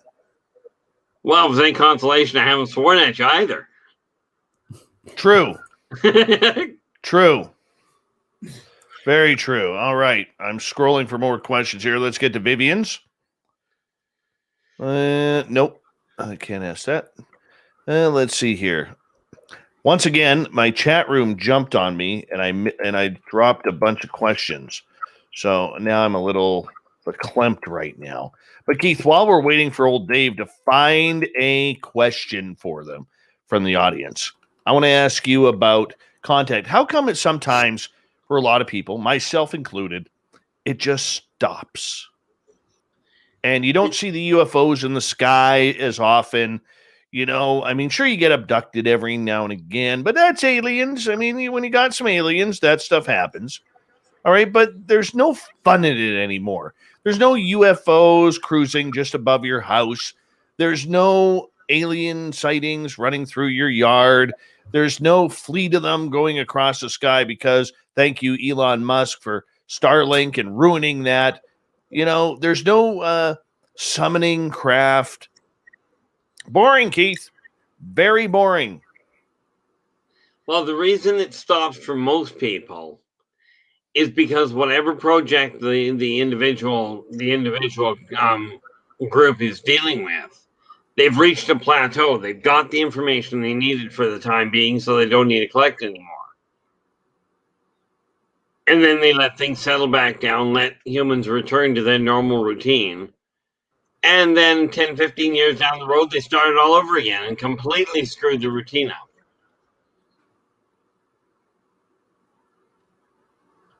Why? Well, again, it's because of the type of research. When you're doing xenosocioeconomic research on nomadic tribes, especially when you're dealing with violently aggressive tribes, you let things settle down, let it get back into a normal routine, then you pick the people up again and take a look at the genetic superstructure and see what is balanced out and what the evolutionary side effects were. All right, Greco's asking a question. Has our Earth ever come in contact with another Earth from an alternate reality or dimension? No. And the reason I can tell you that for absolute certainty is because this Earth is still here.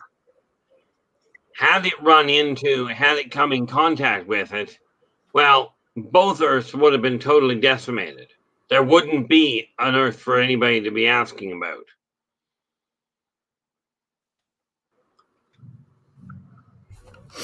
See, everything in existence in this reality, some of it vibrates at a different rate, but it's all third dimensional.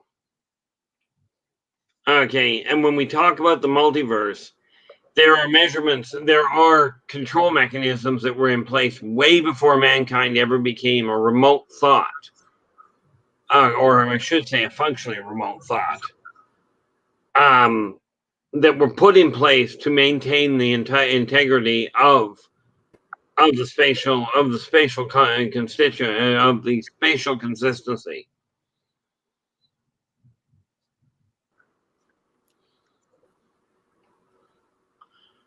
Sadly, triphasic cross currents can create an absolute shattering. It would literally cause the end of this flip. Weird. All right, Keith, let's get to Logan's question. What is the oldest or most advanced race that you know of, and where are they from? Well, the oldest race that I'm aware of that I've talked about would be what I have referred to as the Zerziks. Now, the Zerziks came from before this rendition of the Big Bang occurred. They came from before the last one, but they've come through a couple of Big Bangs. Now, are they technologically advanced? They don't even have technology. They are energy beings. Okay, but they are older than this universe is.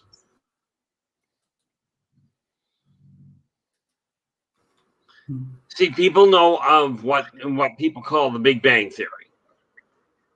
If you call that whole event a flip, okay, the Zerziks came into existence at least 6 flips ago. I'd be inclined to say closer to 10. Okay. So we are talking about a race that is literally in the trillions of billions of light years of lifetimes old.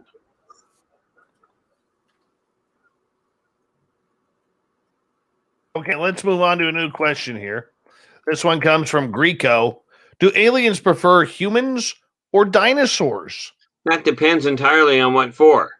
Dinosaurs make great steeds. Humans make great pets.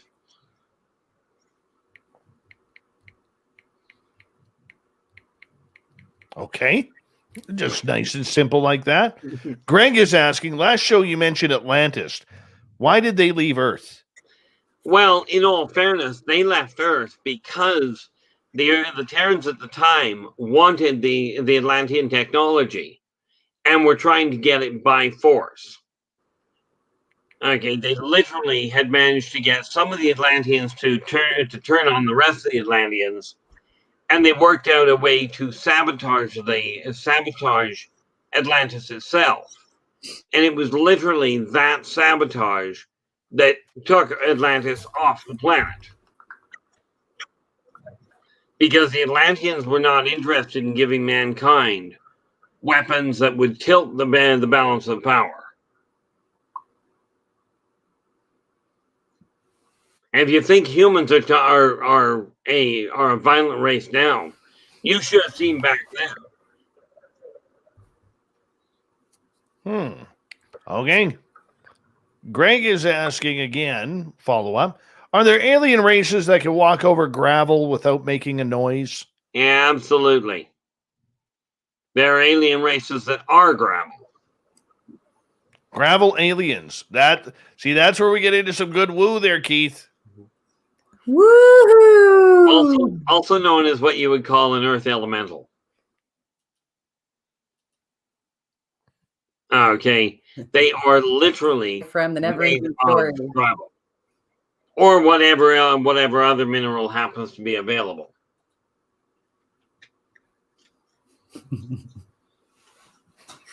Yeah, rock Yeah, aliens. there are definitely I'd still throw them in a lake. Oh, Well, that's okay. They don't breathe, so they wouldn't drown. They just walk out. Albeit they'd be wet when they walked out.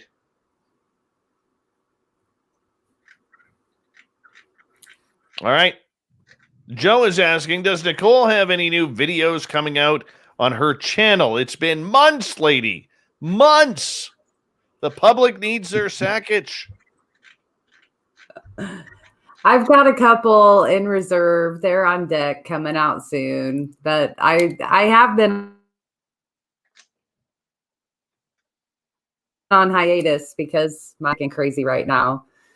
Be nice to restaurant workers. Everybody's understaffed and overworked. But yeah, and then I'm speaking at MegaCon the first week in July. So that'll be fun in Laughlin, Nevada. I've been working on that. Thanks, Joe. Kira is asking you, Keith, what kind of race of ET hybrids live below Uluru in Australia?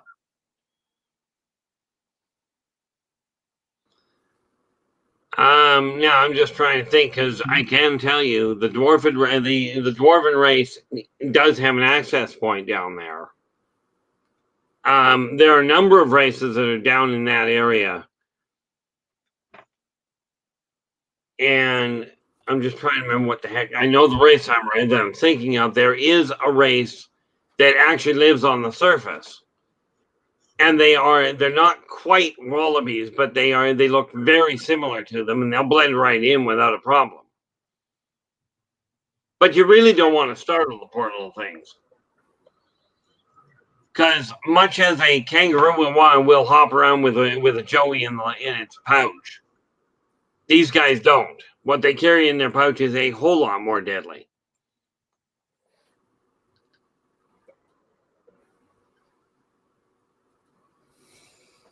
All right, let's move on here. J1 is asking, how long were offlanders on Earth before humans? Well, humans have only been here for a few billion years, or for a few million years, depending on who you talk to. Offworlders have been here for approximately the life of Earth, meaning approximately 5.5 billion years longer than humans.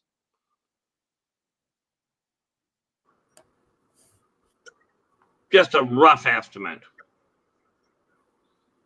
But they were in the area before Earth was even a thought process.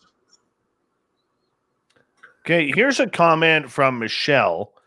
Now, normally I don't ask you comments, but I think this one's kind of intriguing. The alien I dreamt of last night looked like a gray but had a pink skin, luminescent green eyes, and wore a blue jumpsuit. Have you ever heard of this before? Yeah, it's what's called a gray Orion hybrid. You ever seen one? They're not the only ones that are being hybridized. They're just the easiest ones to work with. But what she's discussing and what she's describing is an Orion gray hybrid.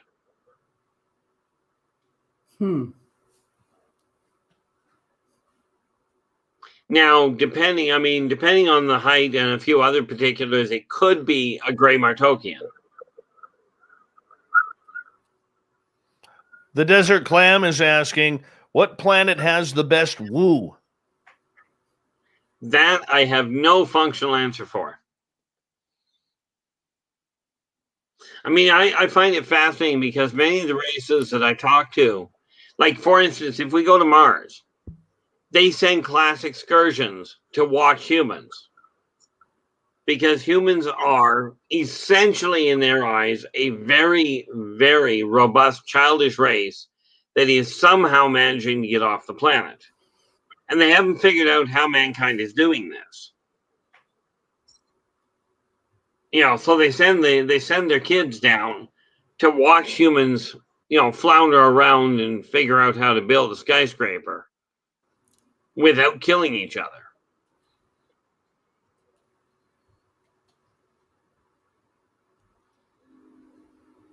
You know, I get a kick out of it with many of the Martokian children. They'll go, "What is the big deal about jumping off a building with you guys?" You know, they jump off cliffs all the time. But if you like and look at their legs, they're designed for it. Humans are not. Minister Elaine is asking, is there a race out there that has a blue glow? Yep. The true Pleiadians. But you will never see a true Pleiadian outside of their ship on Earth. Because the Earth's atmosphere will kill them. Now, some of the Angelos have figured out how to emulate that, but they usually end up with a yellow glow, which most people see strictly as a halo.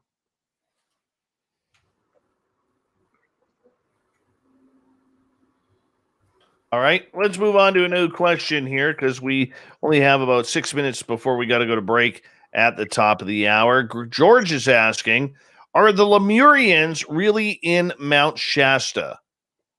It would not surprise me to find a couple in there. The Lemurian race itself went from 10 billion strong to 10,000 strong in less than a year. So it wouldn't surprise me to see a straggler or two, but as a race goes, that's not where they're not holed up together in any one location. Greco is asking, how would aliens view Earthlings speeding up our own evolution? They look at it as kind of a case of suicidal tendencies. You know, basically, if you're accelerating your evolution, you're missing the whole point of evolution. And it just goes to talk about the inefficiency of human thinking that by getting to a more evolved state means having additional abilities or having further sights without the wisdom to use them. So they're kind of looking at it going, well, where would the logic be in giving a child a grenade and showing him how to pull the pin and tell him to go play with it? You know, it's likely to have a bad outcome.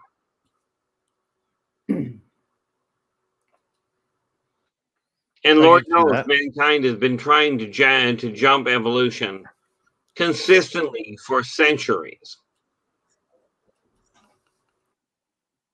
J1 is asking, does the consortium have a role in when disclosure happens? Will it be soon as anticipated? They do not even have a say in when humans are going to make that claim. Do they have a guidance preference? Absolutely. Don't do it. It will have way too many ramifications, and humans just don't get what they're asking for. You know, in other words, they don't understand what they're doing. Okay, that being said, will it be as soon as anticipated? In some cases, yes, but it will not be what people think it's going to be. Because what gets revealed will not be as much of the truth as what they're being led to believe.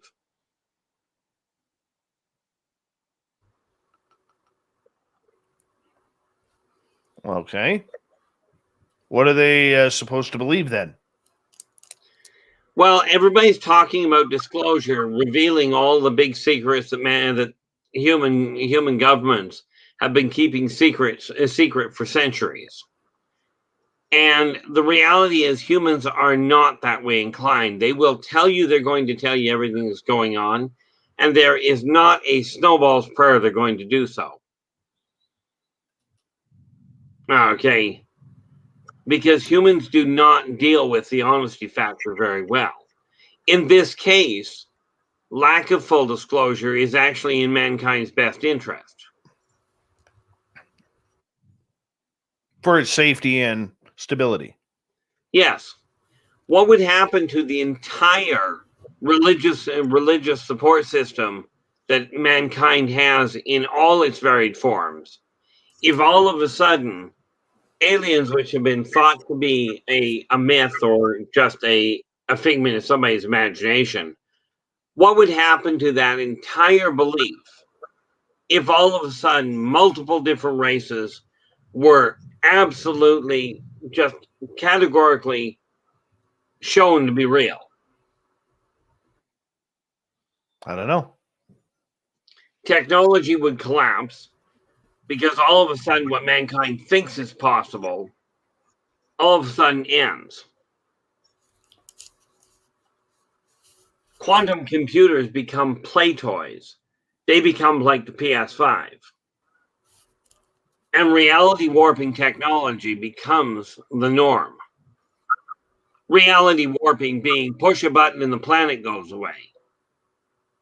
Now, Yeah, given that's the not fun. mentality of many of the humans that we've got on this planet, can you picture what would happen if you take some of these people and give them the capacity to detonate the core of a planet?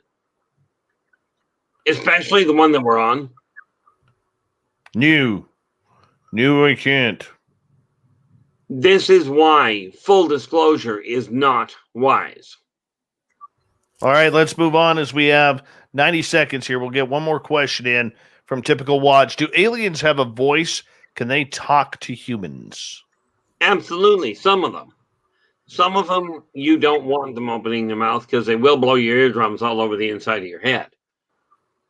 But Greys, Nordics, I mean, I was going to say you've spoken to Greys, but not quite. But yeah, I was referring to you, Dave. I mean, you have heard them talk. Yes. That story weirded out Nicole. Yeah, but it was such a hoot.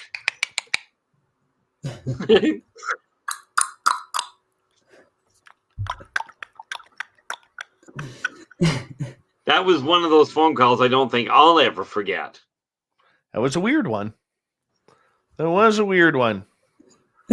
And the fact that you were the first thing you say out of your mind, have you heard anything strange tonight?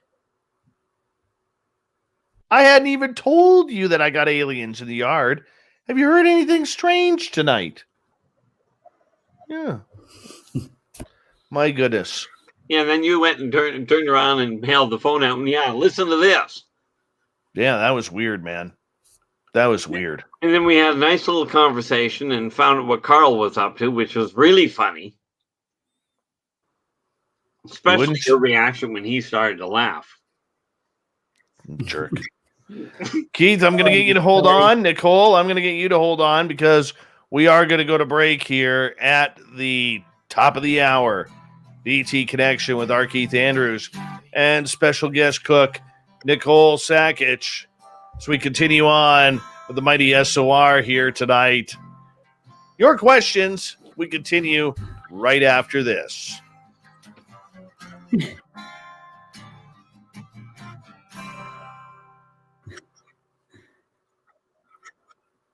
All right, we're clear. I'm walking away. I'll be right back. Okay, bye. You guys talk with the audience. Ah!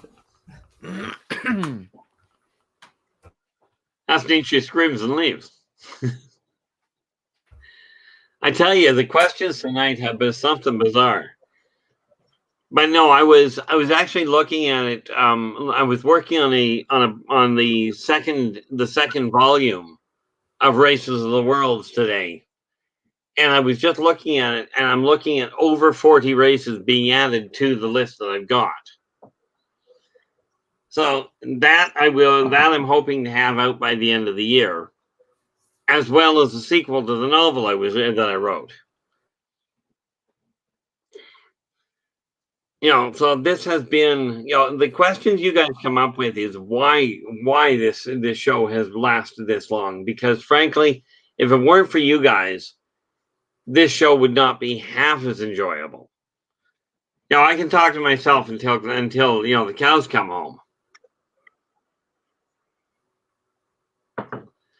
But the reality is, from my standpoint, that humans and aliens are so similar to each other. In a lot of ways. I mean, the off-worlders definitely have better toys. Okay.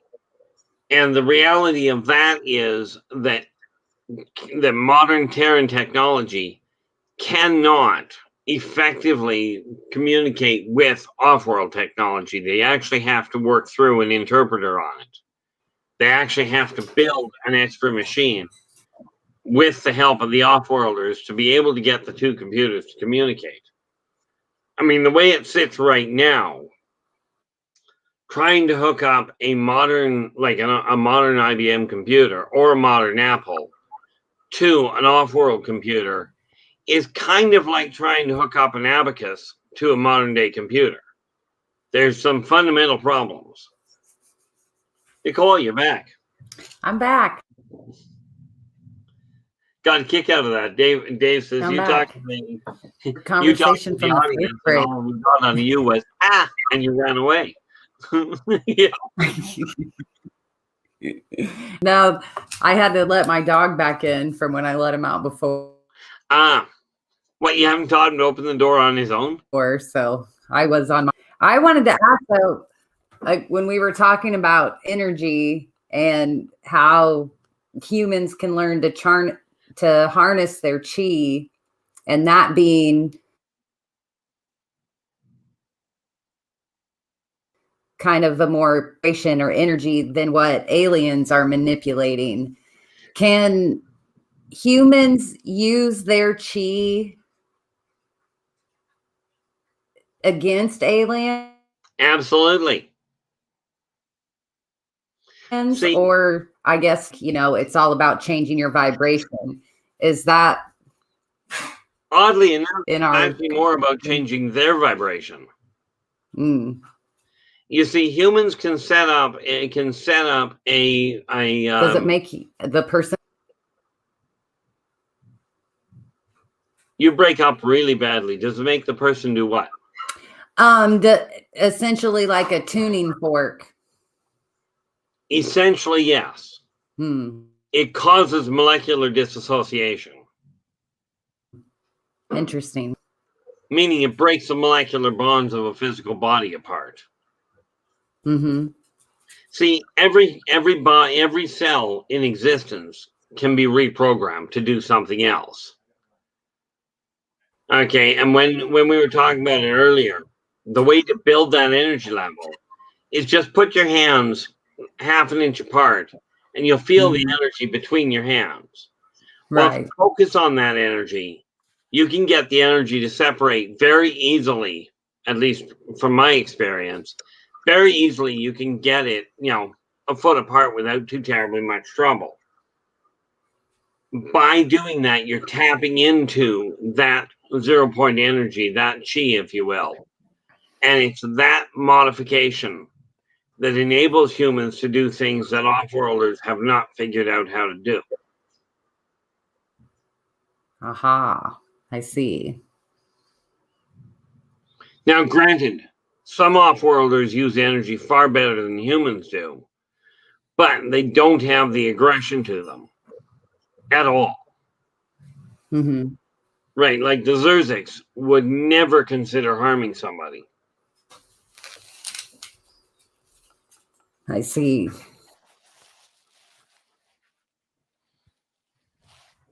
And Dave cool. has I'm going to hop around. I like it though.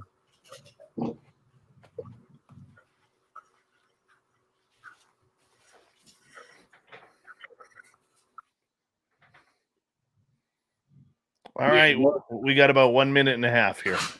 Okay, now.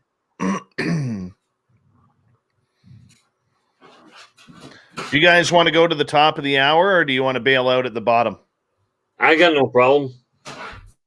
Nicole? Can hang. Doesn't matter. Either way. Okay. Let's just do it. We're having fun. We don't want any. We don't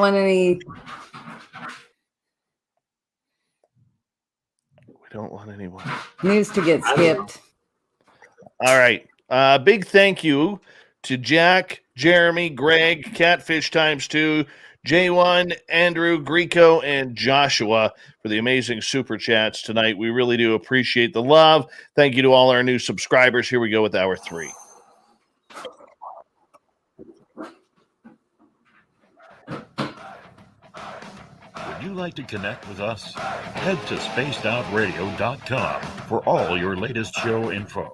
Now, back to Dave Scott and SOR. Third and final hour of Spaced Out Radio is now underway. My name is Dave Scott. Thank you so much for taking the time to join us. We really do appreciate earning your listening ears to everybody listening around the world and on our terrestrial affiliates around North America and digitally on TalkStream Live, Revolution Radio, and KPNL. All of our archives are free for you by going to youtube.com/Spaced Out Radio. Just do old Davey the favor, hit that subscribe button. The Desert Clam has set the password for tonight in the SOR Space Travelers Club. Accidents. Accidents is your password.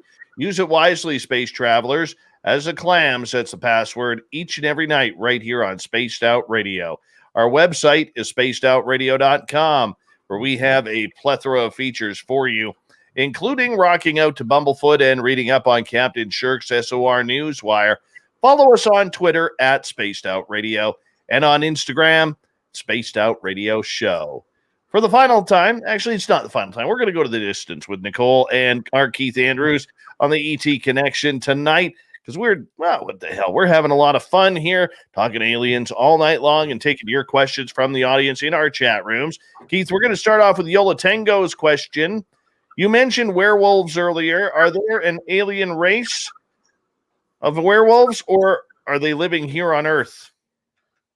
Well, again, we have actually two answers to that. There are some that are from off-world, and there are some that evolved here. Okay. The ones that evolved here are not fun. They tend, because what they really boil down to is humanized wolves, which, needless to say, makes them hunters. The off-worlder ones are a little bit more communicative. But are you likely to find them in the city? No, but on the other hand, on Inner Earth, that's another hunting ground altogether. J1 is asking, are any offlanders described or disguised rather as dogs or family pets?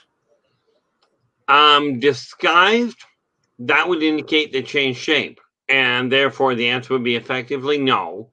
But are there some that look like human pets? Absolutely. Some also look like aquarium animals. Okay, it's just they're not technically disguised because they're just looking normal. They're just hard to differentiate. Yola Tango again with another question. Who is the white sparkly alien male that lives within Mount Shasta? Have you met them before? White sparkly? I suspect I know who she's talking about. Now, specifically which one, I don't know, because quite frankly, there's more than one. Okay, but you're probably doing, I know which ones we're referring to, and those guys are fully telepathic. Actually, they're not telepathic, they're telepathic, meaning they will broadcast both emotion and language. But if you're asking name, I haven't got a clue. Of course, I don't have a clue for the name of most of the people I meet. Okay. Big J wants to know, do wormholes even work? Absolutely, without a problem. Wormholes are a riot, and they can save you gas mileage like you wouldn't believe. And yes, in answer to that question, there are wormholes on Earth.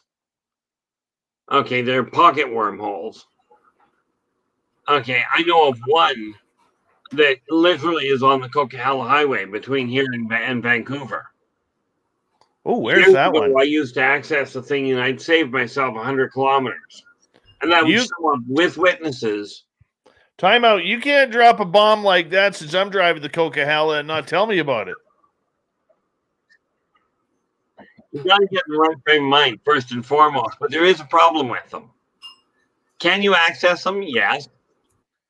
Okay, it actually started. There's one that starts just the other side of Merritt and pops out just this side of Hope,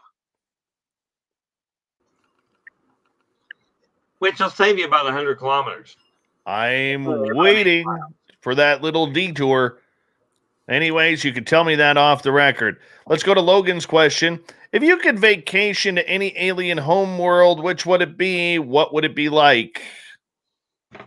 You know, I do like the Swazian homeworld, but I'm also kind of fond of as long as I've got company, going to Zeta Reticuli is a lot of fun. Because the animals and the plants, all the animals and plants on Zeta Reticuli are very sociable. Very deadly, but very sociable.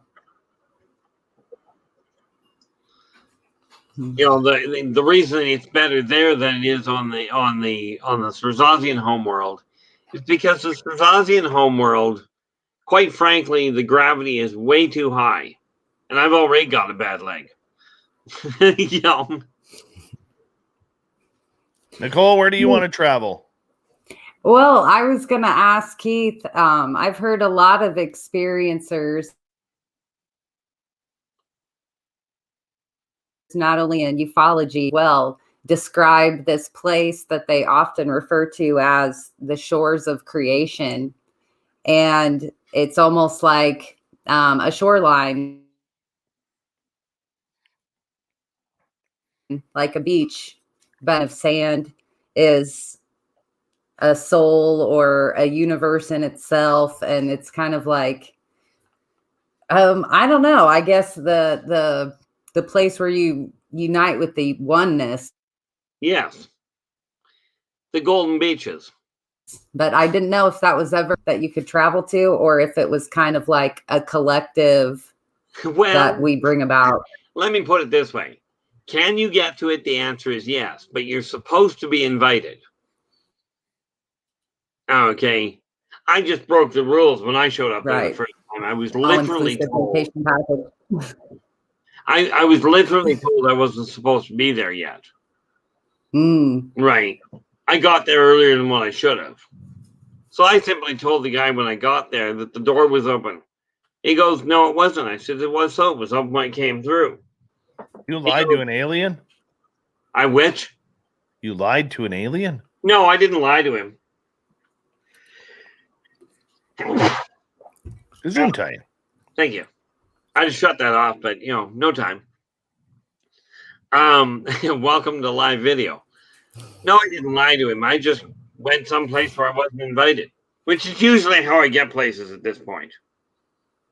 You know, like I told him, door was open when I came through. He goes, well, you opened it. I said, well, yeah, of course I opened it, but it was open when I came through it. You know, as the saying goes, it's easier to ask forgiveness than it is to get permission a lot of the time. True. Don't take that to extremes.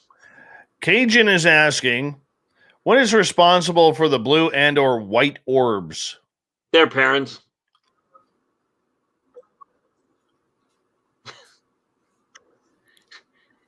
In other words, the orbs he's referring to are a race. Okay, so what is responsible for them? Well, their parents get together, and well, next thing you know, you have little blue and white orbs.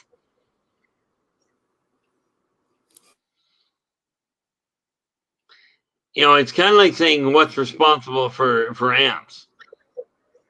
Well, their parents are. As far as who guides them, they're individuals.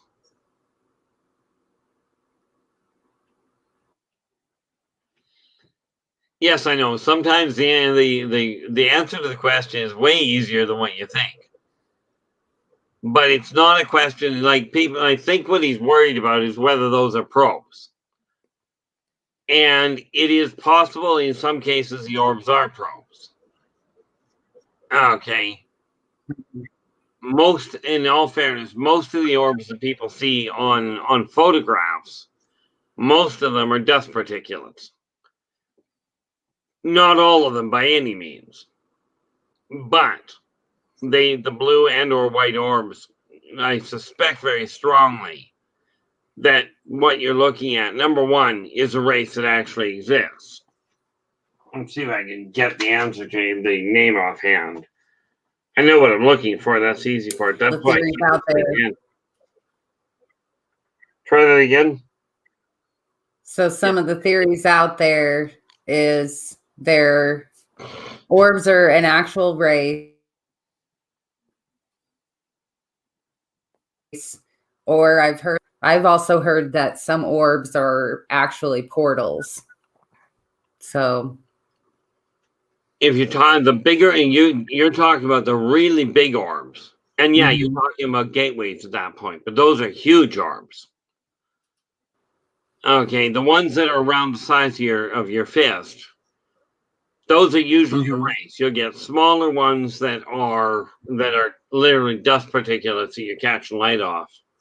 Right. Or there is a race that if you take a 5-inch orb, there is a race that flies ships that size. Their pilots are no larger than 3 inches. Yeah, so I mean, you are looking at 3 different causes, as it were. All right, let's move on here to another question. This one comes from Mr. Duff. How many mushroom trips have you had? You're damn good. Well, honestly, never once. Never touched shrooms. Cocaine, on the other hand, I used to do a minimum of 6 lines a day. I just quit counting at that point. That's okay. I washed it down with a 26er. Oh, my. It's very rare you catch me off guard with an answer, man.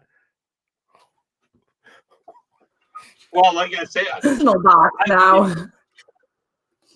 I've made no bones about about whether or not I've done things that were, shall we say, off kilter. That's not off kilter, dude. That's addiction. Yeah, but I got into it for the best reason possible and the stupidest one at the same time. A girl? Technically, yeah. I mean, she was very definitely a girl, but wrong reason. She was 100% total stranger that I found out had severe alcohol and drug addiction, and she wanted out of it. Well, my parents taught me very clearly that you cannot gauge somebody's life if you've never walked a mile in their shoes.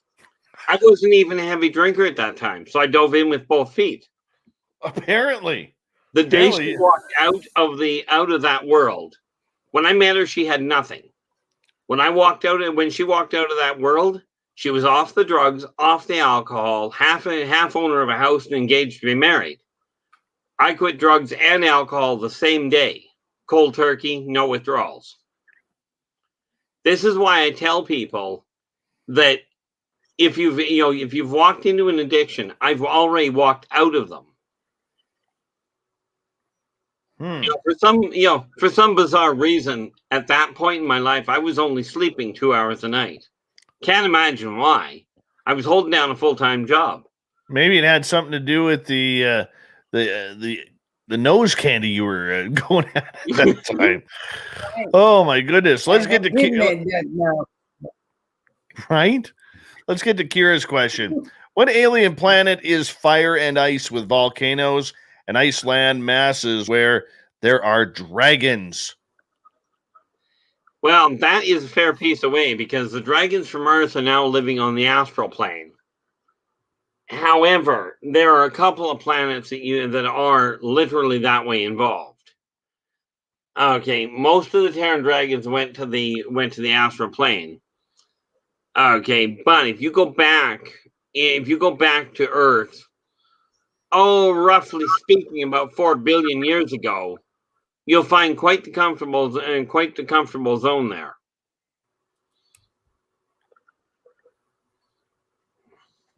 But there's like if you can Vulcan is a place that's a lot of fun, but the dragons don't live there. That's where Vulcans live there. And by the way, those are not the pointy-eared people. Okay, Vulcans are actually a crystalline race.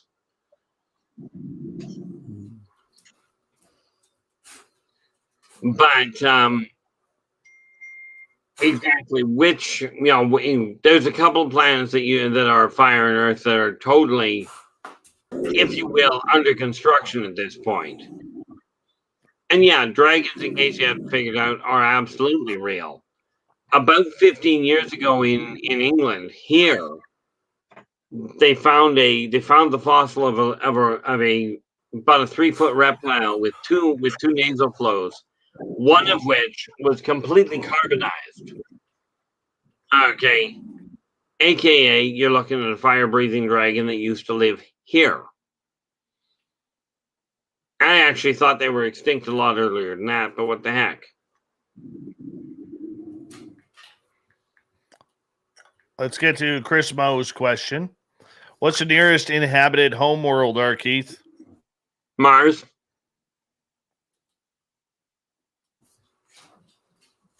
Oh, I'm sorry. Was I supposed to think about that for longer? See, the moon isn't a homeworld and it's occupied, but it's not a homeworld. Mars, on the other hand, is occupied. Which is why when Elon Musk goes, we're going to colonize Mars, I'm thinking, I literally told the people that told me that, I'm like, I think in today's vernacular, that's called invading. And I just can't see it going well. Sadie wants to know, can humans go into portals? Absolutely. I know this for an absolute certainty. Because when I was running with the psychic fairs, traveling between all over BC and Alberta, I had passengers with me when we took the car through them.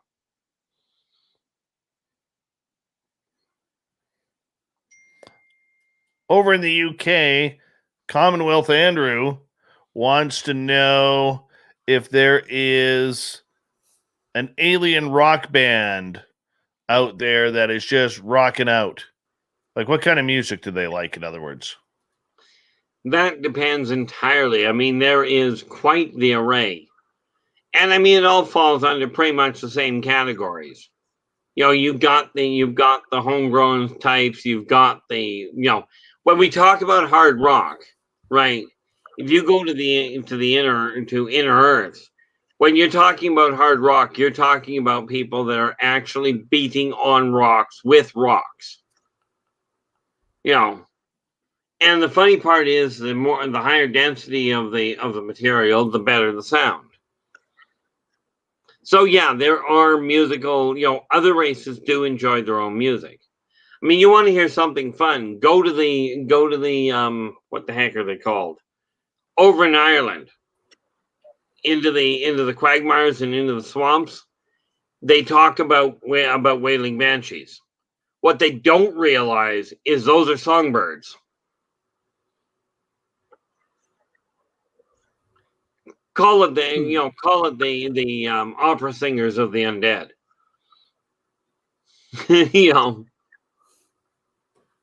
Makes sense. All right. This leads to another musical question from Jack, who is asking, do most aliens prefer Beatles or the Stones, Led Zeppelin or Black Sabbath? No.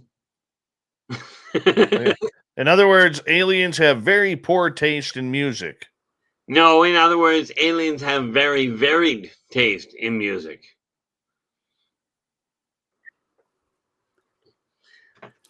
I mean, it's like take the city of New York, okay, and ask what band the majority of people there like, what style of music, and you will come up with quite the mixed answer.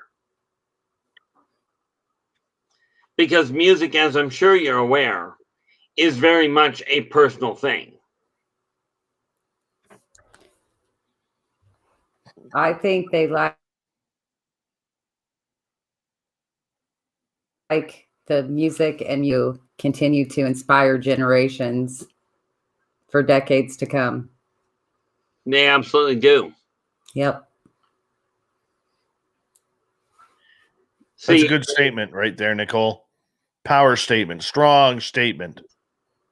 well, the comment that music soothes the savage breast is very real, because the sonic emanations caused by music are what calm people. They're also what agitate people. And in my case, if you hit the right one, it'll kill me in a heartbeat, literally. Found out the hard way. Vince wants to know, where do the dragons live? Astral plane.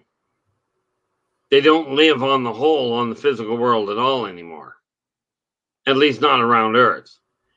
There was a massive battle some billion years ago that encouraged them to abandon the corporeal form and yet maintain the appearance of it. Hence, when you watch the clouds, people that think they're seeing dragons in the clouds, more often than not, are not imagining them. Which adds a whole new concept to the idea of aerial combat if a war were to break out. Mm-hmm. But, dragons on the whole do not live in the corporeal world anymore. Fast Hammy wants to know, are there any wooden aliens? As we got about 90 seconds left before we're going to break. Yep, wooden aliens. Arboreans are plants. They are trees. Okay, and if you go down into Borneo, you'll actually find something there that they call walking trees, which are, for lack of a better way of putting it, and apologies for the term, but they're very much like very, very slow arboreans. As in they physically walk. Much like the ants in Tolkien's The Hobbit and the Lord of the Rings, they are actually real people.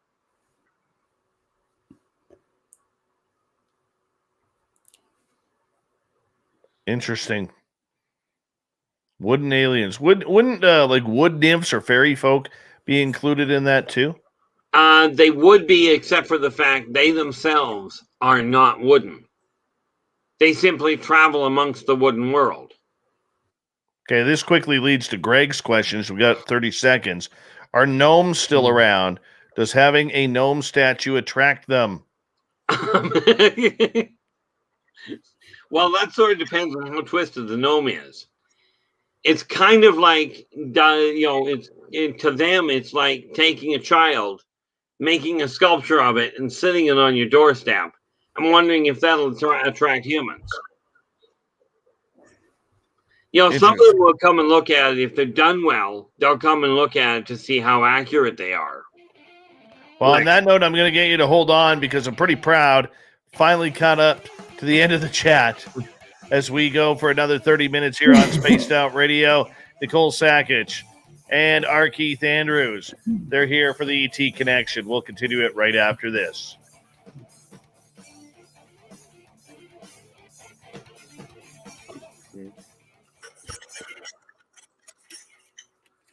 All right, we're clear. Chat away with the audience, man. That's too funny.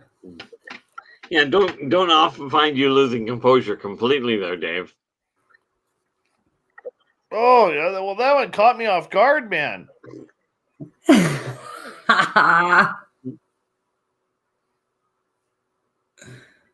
Nobody ever asked before. True. And the reality of it is this. We cannot change our past. Nobody can. I'm actually working on one of the videos I'll be doing. I'm working on trying to figure out how to do a pictographical explanation so people can understand why time travel going backwards doesn't work, but does work going forwards.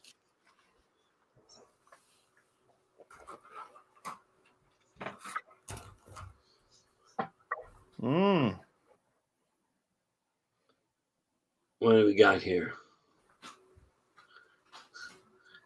I think Jenny has a crush on you, R Keith. Who does? Jenny.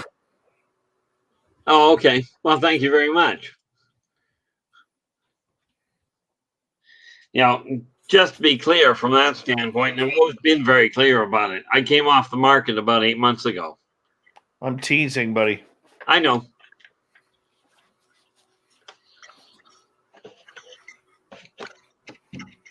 No, things have gotten very, very, shall we say, intriguing as far as I go. I hear Fap also has a crush on you.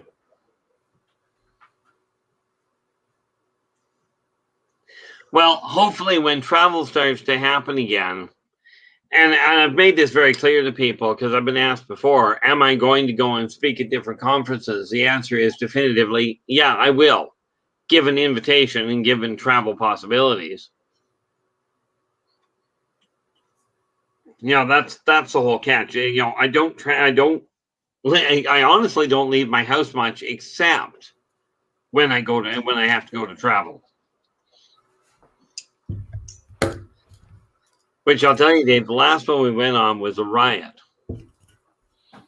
Nice.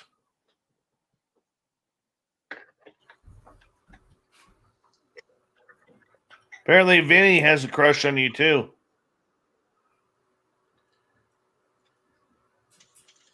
Well, you know, much as I appreciate it, you know, I don't know what else you do with that. I think it's glad I don't have a lot of the effect of the chops. You It's the chops and sideburn effect. Yes. It's the sideburn effect. I figure those have been with me since I was tiny. Well, since I first started getting hair at all. Vinny wants to know if he can call you Big Keith. You know, honestly, I don't care what people call me. He'll take you to a good night of bingo. You know, like, he will. There was one point where somebody literally had figured my name was Cliff, and that's what I was always known as. I'd call you Cliff. You look like a Cliff. You could be a Cliff. Yeah, I've been called a lot of things, and a few of them are repeatable in polite company. Just remember, if Vinny ever messages you and asks you to go to bingo, that means that he's going to romance you. I'm presuming this man is along the same lines of, if you're not interested in that line of thinking, that you just, you know, like with a tech like, if they invite you to dinner, turn them down. All right. All right.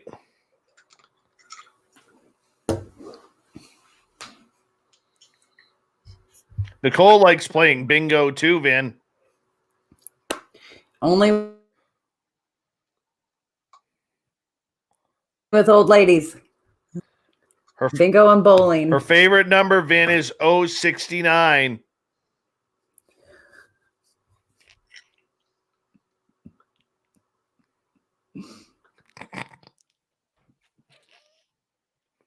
Ah. That's just so wrong, Dave. You do realize that, eh? Oh, yeah. Just thought I'd point that out for you. Oh, yeah. All right, let's get to the seriousness here, since apparently my joke didn't go over too well with Nicole and Keith, and, you know, I got the silent treatment. Thank you, Fap, Jack, Jeremy, Greg, Catfish Types 2, J1, Andrew, Greco, and Joshua. Kind of think this sense of humor kind of went the way of the Bilderberg decades ago, according to some people.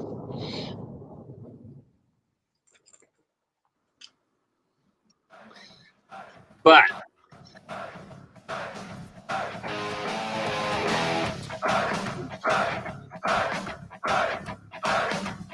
We rounded third. We're heading for home tonight on Spaced Out Radio. My name is Dave Scott. Thank you so much for taking the time to join us tonight. We really do appreciate it. Want to remind you that if you have missed most of this show or others, check out our free archives by going to youtube.com/Spaced Out Radio. Just do old Davey the favor, hit that subscribe button. Our website is spacedoutradio.com, where we have a plethora of features for you, including rocking out to Bumblefoot and reading up on Captain Shirk's SOR Newswire. Follow us on Twitter at Spaced Out Radio and on Instagram at Spaced Out Radio Show. For the final time tonight, we introduce R Keith Andrews, Nicole Sakach, great cook, by the way, even though I've never eaten her food, but that's what the rumors are in the UFO world. And this is the ET Connection, where we talk all things extraterrestrial, supernatural, paranormal, and how it affects us on a daily basis. R Keith, welcome back. And thank you so much for having me. And Nicole, welcome back.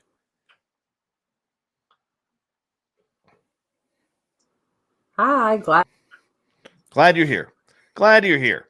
All right, Keith, as we continue on here, and we start to see the public really start to look at UFOs quite a bit here, my friend, and ET contact. Can you separate one from the other? Because that seems to be the message that's out there right now, is that we can separate UFOs from aliens. I don't think you can. Well, and here's the thing. A UFO is literally speaking an unidentified flying object. Therefore, by that definition, anytime you see an alien, like an alien craft, every alien craft, in all likelihood, virtually everyone is a UFO. But not every UFO is an alien craft. Okay, if I look up and I see a spot in the sky and I can't make out what it is, it's unidentified. Now, I cannot tell you by looking at one, by looking at an ultralight, what it is. If it's up too high. So, is there a difference between them? Certainly. A lot of UFOs are standard terrestrial normal things. Okay. Some of them are natural animals. Some of them are natural phenomenon, lighting, that sort of thing. But there are a staggering number of actual non-human origin type things that are going on.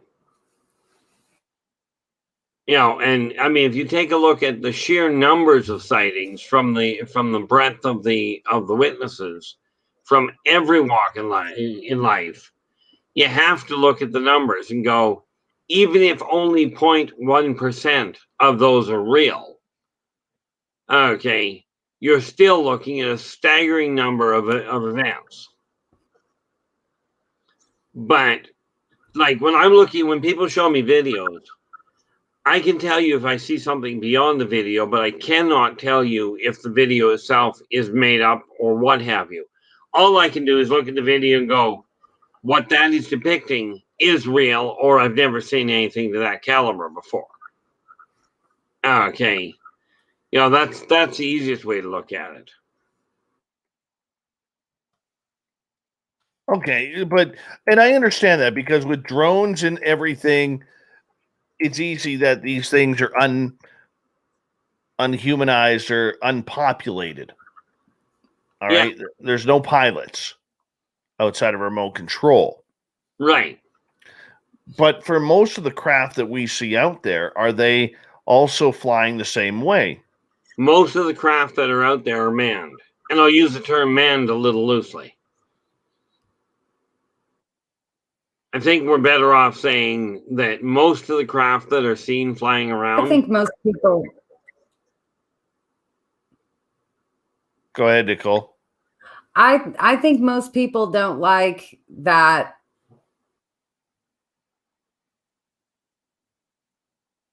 There has to be an obvious UFOs aren't necessarily aliens, though. because I think a lot of people feel we're past that argument. Of course, we're not talking about the things that can be explained Well, that's by those. something else. Weird UFOs being, synonymous with aliens. I think people are already making that bridge. And don't want to make the distinction anymore. Well, the problem there is if whether people want to make the distinction or not isn't a relevant concern. Right.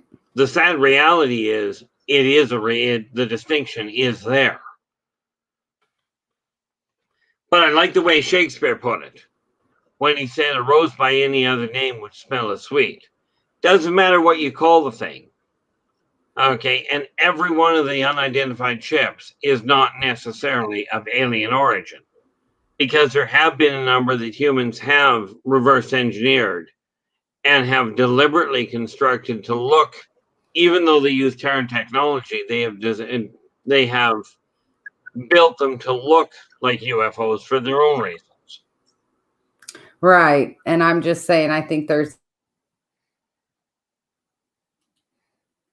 the big part of the community past that point to where when they are discussing this topic, yes, they're meaning aliens. They're not making the distinction. They're past that point in the argument. But that also goes to what I've been saying for years. Okay. When you're not an experiencer, it's never aliens. When you're an experiencer, it's always aliens. And I realize that is very often the case. And I realize too, though, that is a very unpopular answer. Well, I think the time to educate themselves that, how to identify things in the sky. I would like to agree with you, Nicole, but the sad reality of what I've been born witness to is that most people don't educate themselves.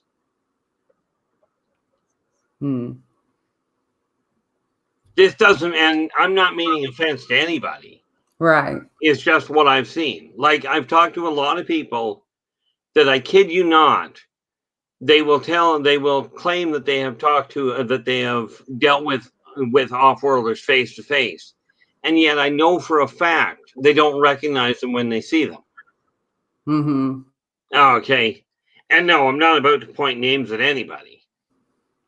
Well, it's like some pictures are obviously dust, and there's some that aren't that easily explained. So it's right in that gray area of the argument of, is it all dust or is some of it exactly not dust? So, this is going to be a back and forth, for a long time till we get definitive answers. I will tell you this. Even when we have definitive answers, that argument will still go on. If that were going to change, we wouldn't still have a staggering number of people that still believe the earth is flat. Okay, you will always have the people that will stay on the outside of, no, it's not real. Right. Mr. Catfish is asking, how do aliens reproduce? Because I heard that it's very bloody and violent. That depends entirely on the race. Although there are some that is very accurate. Some are the most beautiful rendition of reproduction. Okay, where it is just something phenomenal to witness, because they literally and the biologists out there will absolutely agree with this, I'm sure of it. But there are some races that literally self-divide. Okay, and that is how they reproduce.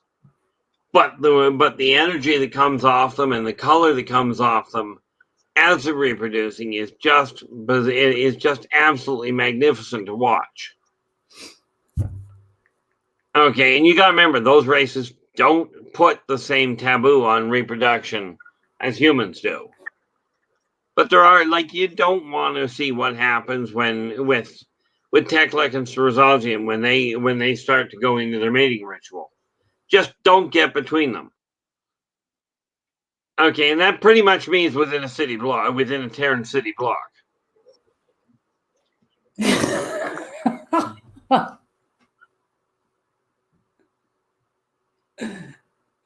Ew.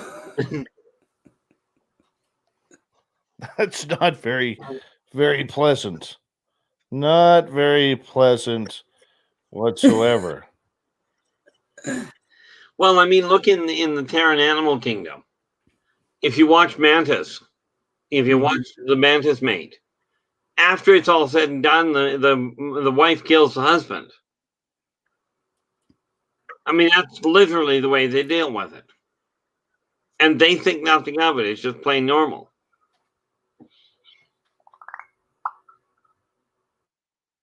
Very true.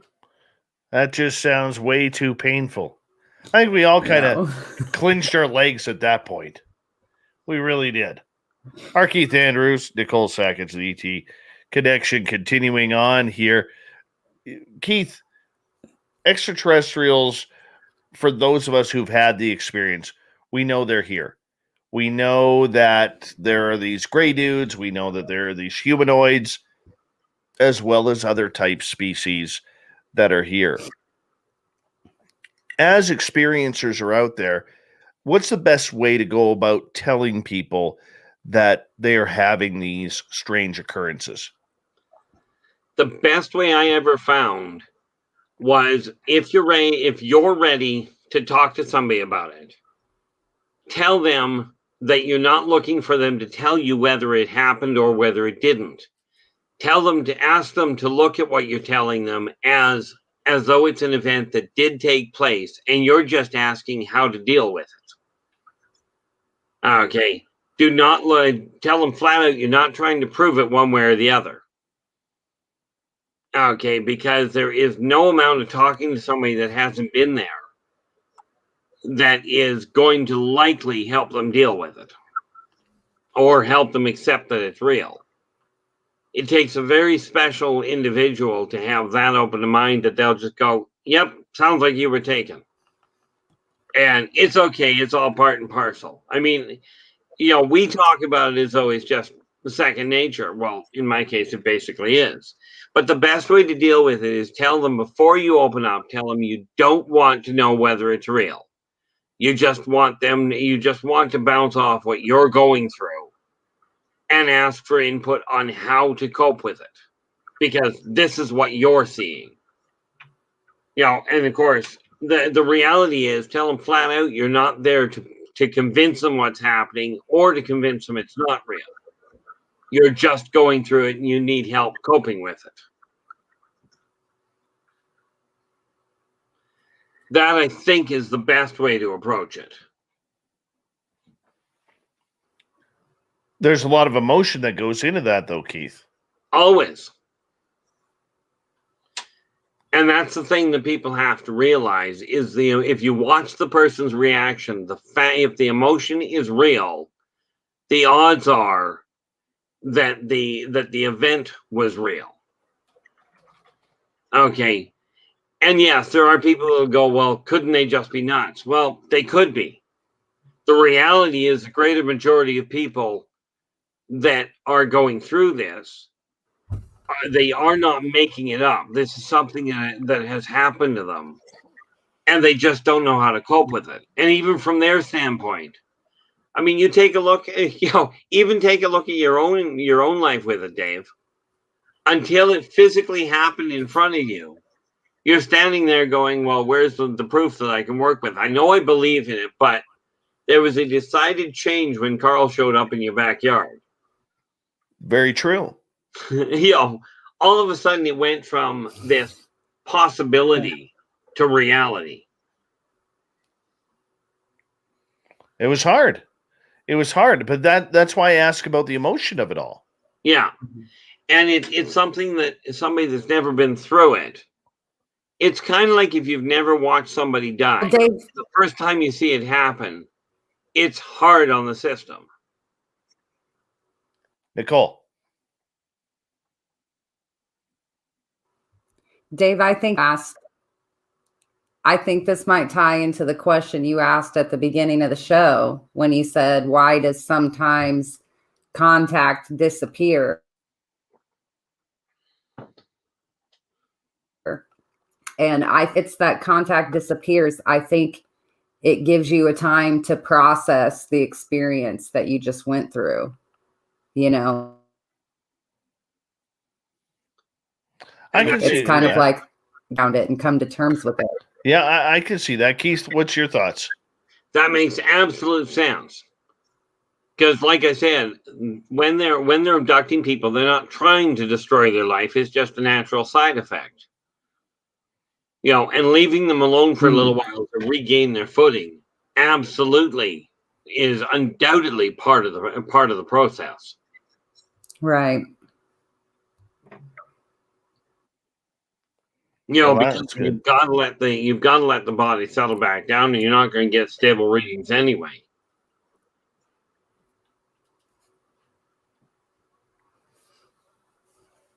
How do we control the emotions? Because I know when Nicole had one of her last experiences where she came home and there was a pile of rocks sitting on her kitchen table when her door was all locked and her dog literally pissed itself out of fear, that it was very emotional because she had just seen a UFO. And now there's quartz sitting on her kitchen table. Bonus.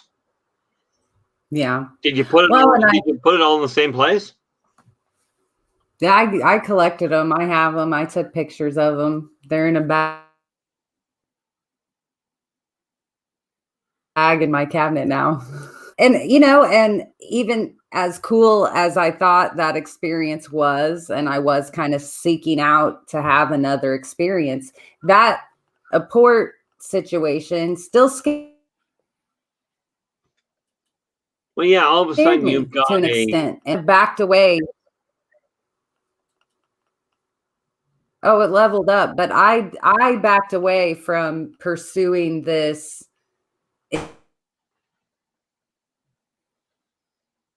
interaction until port situation. And did I really just have another sighting, you know, that was witnessed by corroborating people in other towns? And, you know, I had to step back from it, everything. And that's still where I'm at now, almost a year later. So, well, and that's the whole catch, because I would lay odds that those crystals that you were handed can be configured into quite literally a database. Right. They look just like rocks, like gravel. To you. Right. Understand the crystalline technology that these guys use look like Terran crystals. Mm-hmm. Because Earth is not the only place that these things grow. Right. But even humans know that crystals hold better information matrices than electronics do. Mm-hmm. So you may be looking at a staggering database. I never looked at it that way. Where I had my sighting was the first sighting, actually, and it's a rock pile, like storage area out in the country to rock country roads for, you know, various times of year in the weather. And I mean, at any given time, depending on how big the pile is, and that's where I was standing when I had my first sighting and my second sighting. And yeah, when I got home from my second sighting, and I was talking, so thank you, you know, I was like, woo, oh, you like this music, you know, given that kind of appreciation and praise scenario that you hear in heist scenarios or CE5 scenarios. And yeah, when I got home, the pile of rocks was, you know, at my spot. And I looked at the pile of rocks as like an affirmation, like, yeah, you saw us and we saw you too. You know what would be really fascinating? I'd You have know, to. that's kind of how I've. Well, I actually have to see them, but I mean, even a photo of them. But I would lay odds if they're laid out in the right pattern, and you hit them cross current with a 37.4 microhertz burst of magnetic energy, along with a 90-degree bioelectric impulse, you will likely find a music base. Well, I'll show you the pictures of how they were on the table. I can do that. Quickly, 20 seconds here. Keith, let everybody know where they can find your information. The easiest place to find it is look for Inner Voice Enterprises on YouTube. You know, because at the bottom of all of the videos is a list of ways to contact me, or just drop me a line at innervoiceenterprises@yahoo.ca. R Keith Andrews, always a pleasure to have you on Spaced Out Radio for the ET Connection. We will talk to you next month. Well, thank you very much, Dave, and thank you all for joining us. And Nicole Sakach, it's always a pleasure to have you back here as well, rocking out with us. We really do appreciate you, my friend. Anytime. It's great to be back. Rock and roll. We got Mr. Ron Bumblefoot Thaw rocking in the background with Little Brother is Watching. Bumblefoot is the official music of Spaced Out Radio, rocking us in and out of every single show. Get your horns up for the guitar god himself. Special thanks to everybody listening in at home, at work, in your cars, wherever you may be. Thank you to everyone in our chat rooms tonight on YouTube, LGAB, Revolution Radio, Spreaker, Twitch, Periscope, and on Twitter, Derek and the Snarkettes rocking out at hashtag Spaced Out Radio.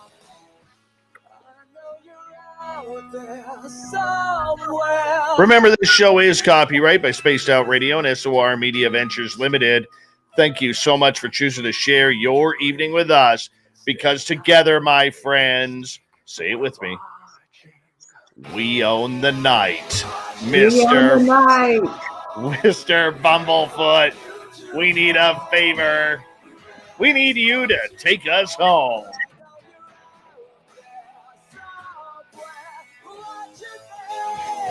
Yes, the Woe Train has docked for the night. But soon, my friends, we shall ride again. Your seats are always available. Your tickets never expire. And if you want to bring a friend, we've got room for them too. Good night.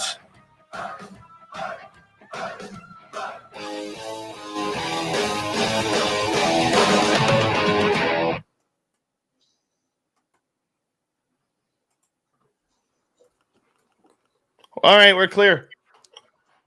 Hey, gorgeous Teresa. Yola Tango, thank you for that super chat. Well, that was one heck of a show. Did that ever go by in a hurry? That was fun. That was fun. My jump. I'm kind of mad. About your internet? Yeah, we're mad too. Yeah, well, you know, I've only had my yard dug up twice to try to I think it's because you're trying to stream on rectify this Wi-Fi. and switched. I think it's because you're trying to stream on Wi-Fi. I think it might be a little bit of that technology interference, and I'm trying to stream on. Yeah, I would strongly recommend getting a long hardwire cable. And if you have to run it across the middle of the floor, do so. Is that one of those cables that looks like a bigger version of a phone plug? Yes. That is exactly what we're talking about. You can get them as long as you want. Heck, phone your cable company up and they can get you one exactly how long you need. So what? It would be like a jack on one end and like a it'll plug straight into the wall. on. No, it's like a phone jack on both ends. Yeah. Ethernet. Yeah, but I don't have a port. Cable. I don't have an Ethernet port on my laptop. No, but you do have. They do make an adapter for an Ethernet to USB. It might be hidden. That's true too. Hmm. I know the Ethernet connection on my laptop, and it's only 2 years old. But if you look on the left-hand side where you've got all the USB ports and where you've got the printer attachment or the extra monitor attachment, there is likely a panel that pops down that hides an Ethernet cable port. Mm-hmm. Just something to look into. What kind of computer? What kind of computer do you have? It's a Lenovo IdeaPad. Same type I used to have, and I know and depending on how old it is. Like, how old is your computer there, Nick? Like a year old, maybe a little less. You'll find a hidden panel. Well, when we get off here, I'll turn it up. Well, the ThinkPads do not have it. I'm the same way with my phone. I don't know all the junk it does either. Yeah, you might want to check that out. Go back to Best Buy. Yep, maybe. Fapster's like, get rid of that horrific Yankees cap. Last night's show. Why would I do something like that? I like winning. We may be having a tough season. Like winners.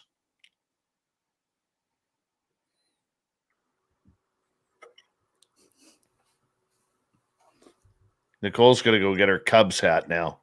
I thought about it. I was like, where's it at? It's in the wash with my shirt.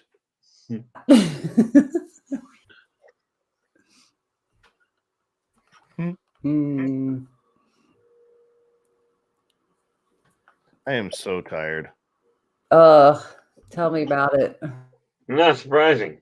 I'm actually surprisingly awake, so I'll probably be up for an hour or two more, depending. I should probably get some sleep because I'll likely be up like this morning. Last night I went to bed at like 10:30, and I was back up at 2:00 in the morning. It's because you got aliens. That I think is half the problem. I've been getting that restless sleep. Like yesterday, I didn't get much writing done, but I did scan through 1,150 pages of pre-written work. Crazy. Which would be why I didn't get any writing done. Yeah. So keep the dream. I had the moral review dream where you're sitting in front of the screen reviewing your life choice moments. Have you heard? Oh, I don't want that one. That just scares me. I get that once every now and then. I had a very in-depth one the other day. Only through a dream. Mm-hmm. It was very much a visitation. I was basically told I wasn't doing what I was supposed to do. Like what was expected of me. And I went, nope. And that one actually now would be 8 months back.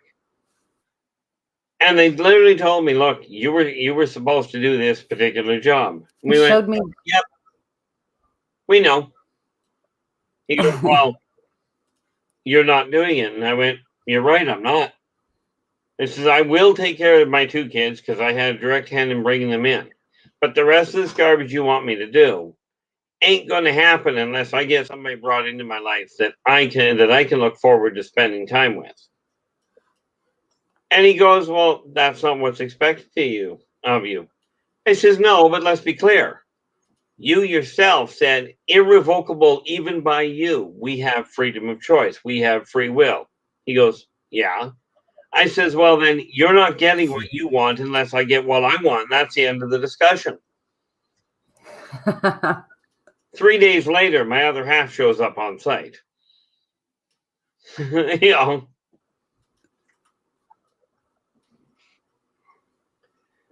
But I wondered why I've told every boss I've had what they could do with their rules. and never been fired. I thought it was something that I ended up developing. Apparently, I had it for a while. Too funny. Mine was showing me the choices I made, and then it was showing me if I would have made If you'd have made the other decision, happening Yeah. like almost in a flash. And I can't figure out if it was like a reassurance that I made the correct decisions,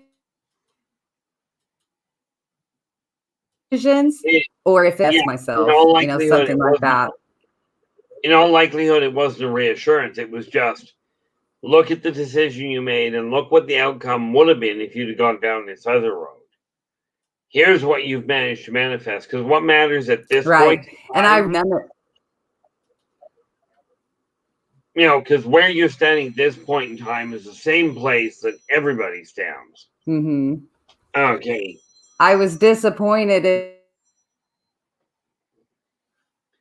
I'm going to have to let in you my guys dream go. because I thought the moments were life altering or changing. I thought they were pretty mundane situations.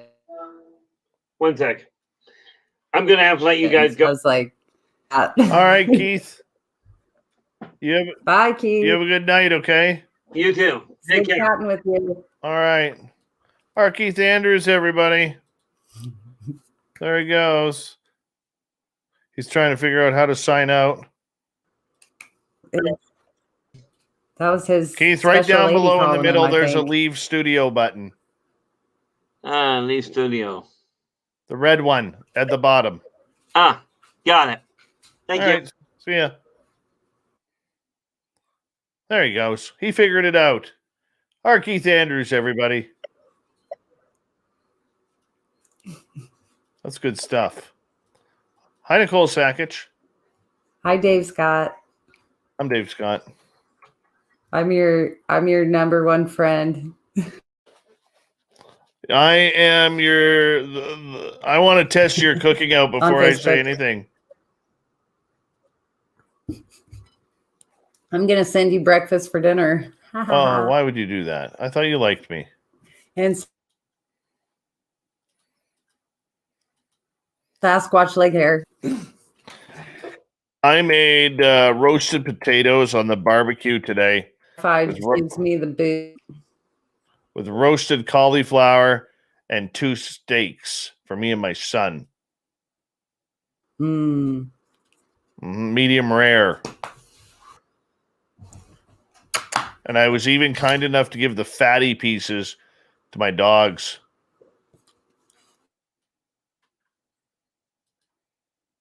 So I share.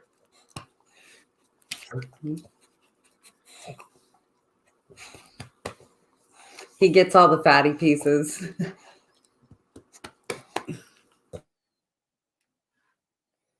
What's your dog's name? Well, hey, I'm going to sign off too. All right. It's 10 after 2 here. You need to go to bed. You haven't slept since like early. I took a nap, tried to, but all right, buddy. I ended up. You have a good night. Thank you, YouTube. Bye. Nicole Sakach, everybody. I'll see you guys soon. Yeah, you will. She gone. She gone. Hey, Nimkish. How are you?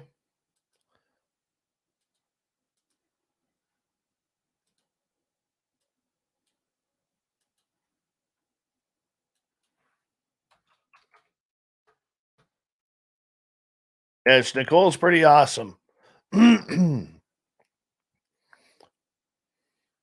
of the very brilliant minds of ufology.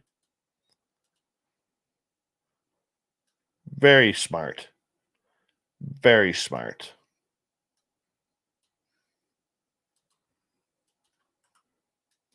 All of you should go follow her channel.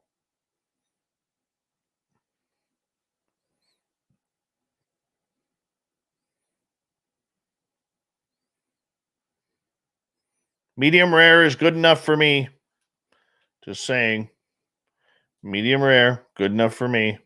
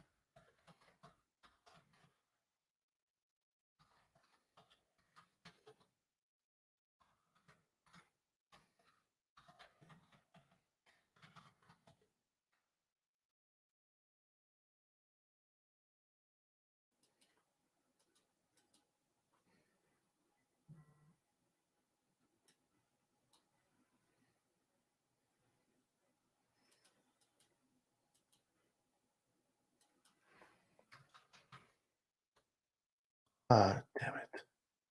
Cancel.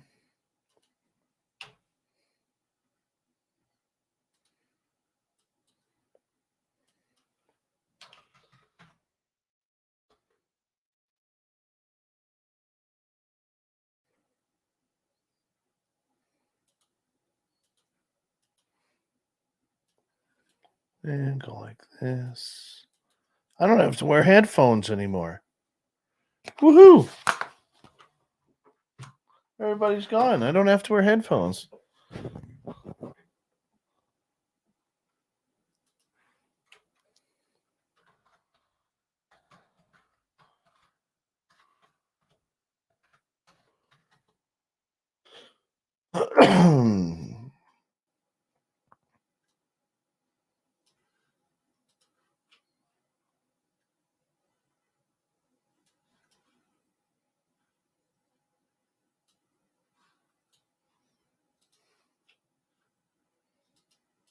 That's awesome. Don't have to wear headphones.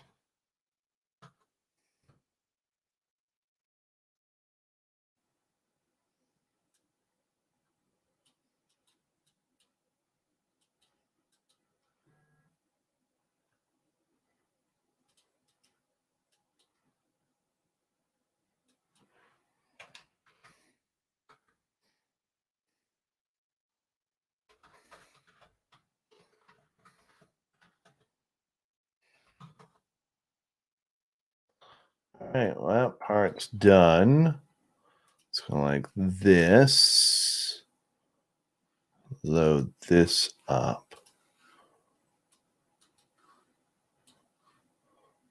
I wish Nicole's audio was better because she always adds so much more to the conversation.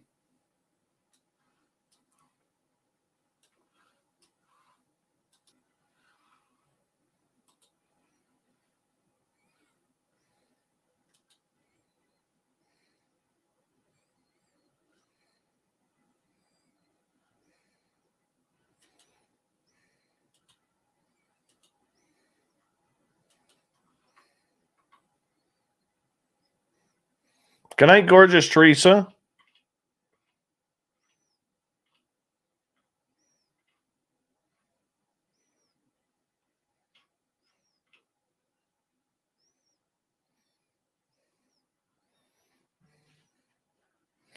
I'll be right back. Going to the bathroom.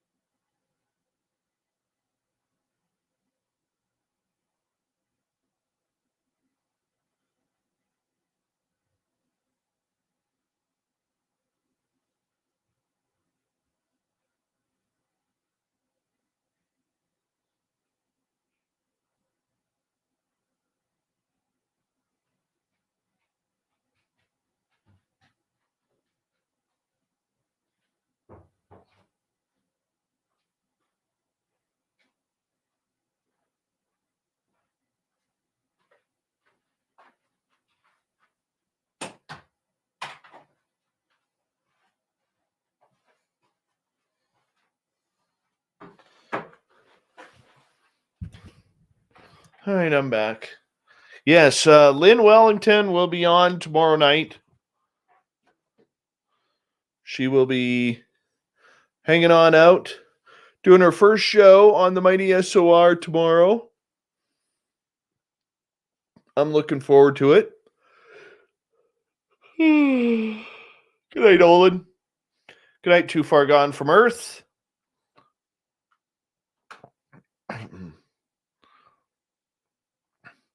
Rye, I wanted to know how to do that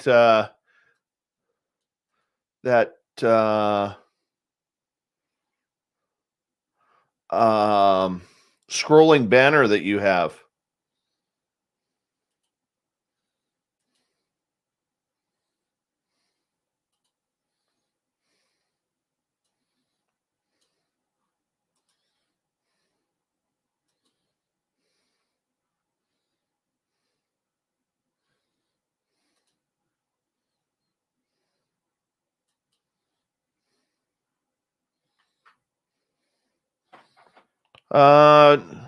No, Lynn is going to be doing her own show, man.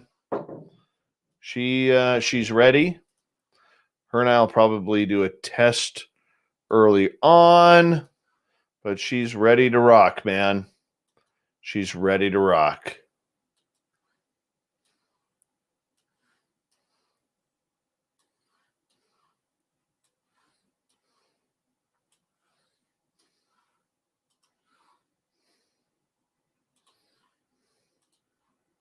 I mean, 2 seconds, guys.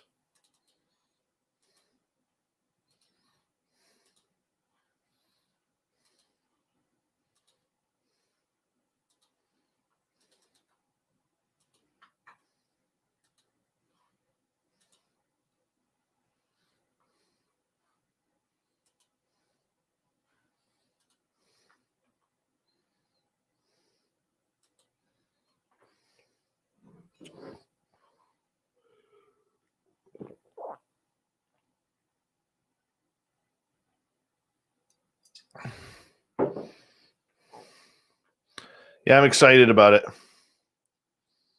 Very excited.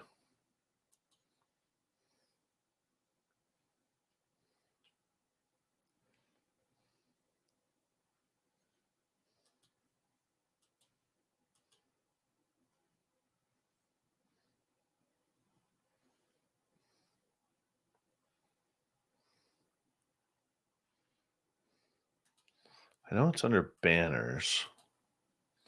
Add one.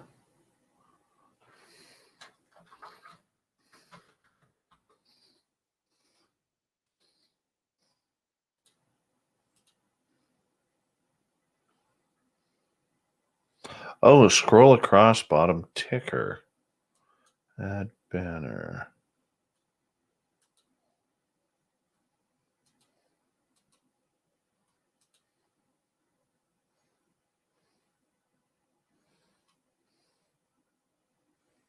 I guess I'd type out, put it in the banner. Okay.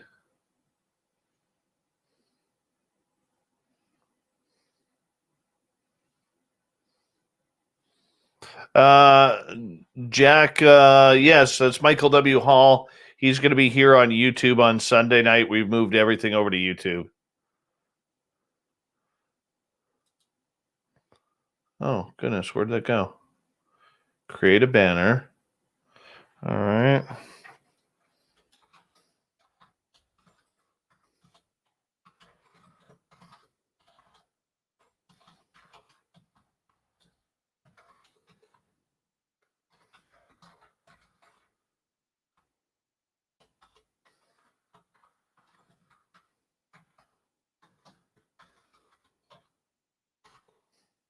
I was trying something out here.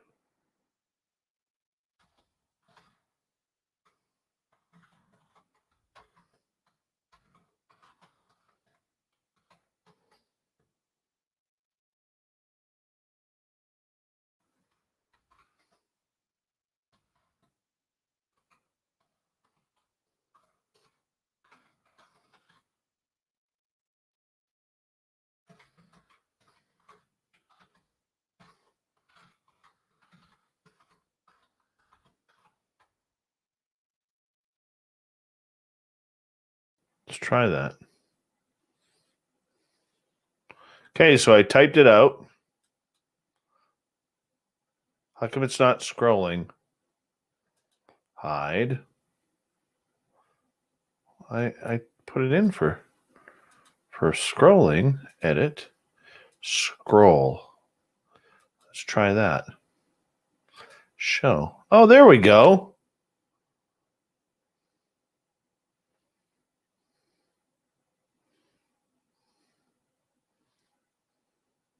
Thanks, dude. Appreciate that.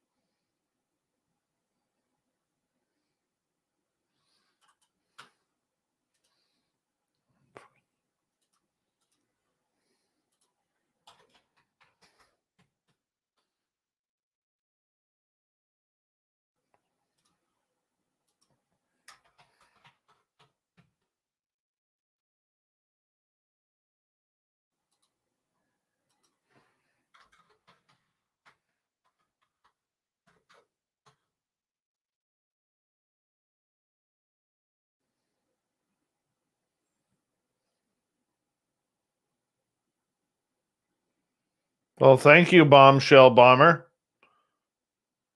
It's cool hanging out with you in your dream. Oh, that's awesome.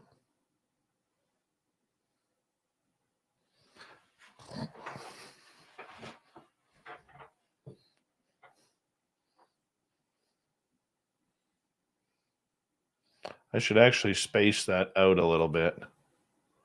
So let's edit this. Edit.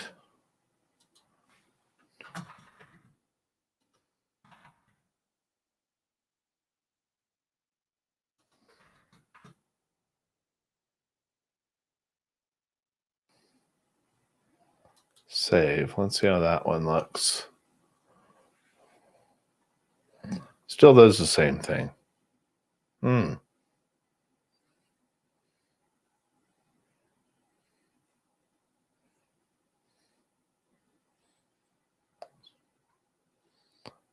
Let's edit this.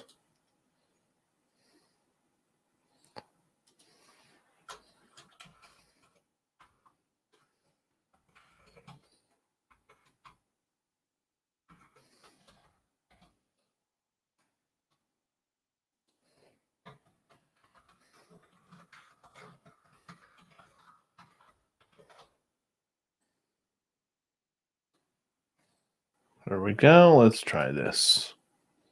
There we go.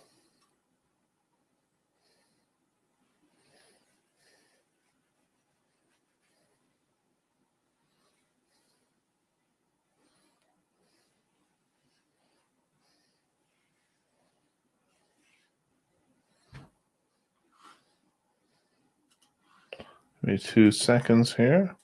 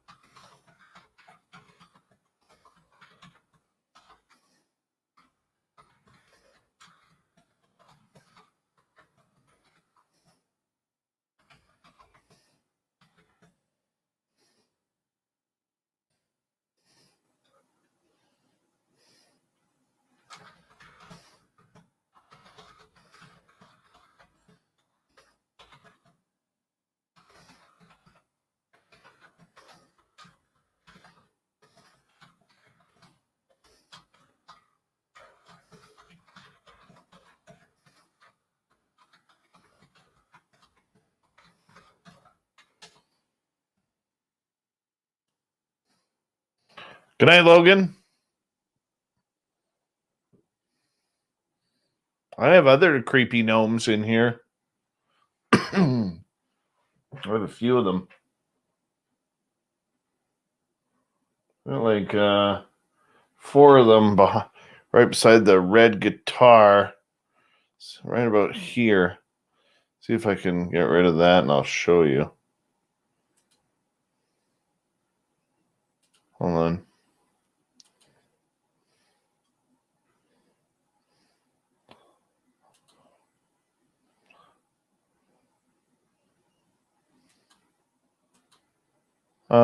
They would be right. Oh, there's one in the cage. No, right there. There is. Oh, just above it, right in here, there's a couple. If you look right there, you can see the hat of one.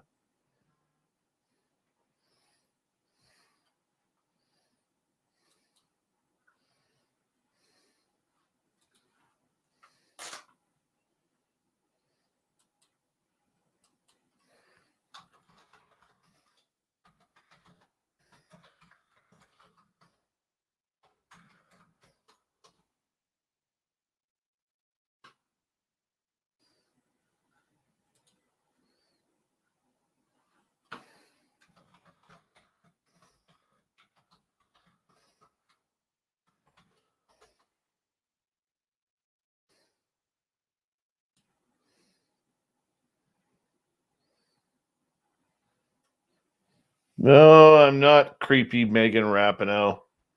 I have way nicer hair.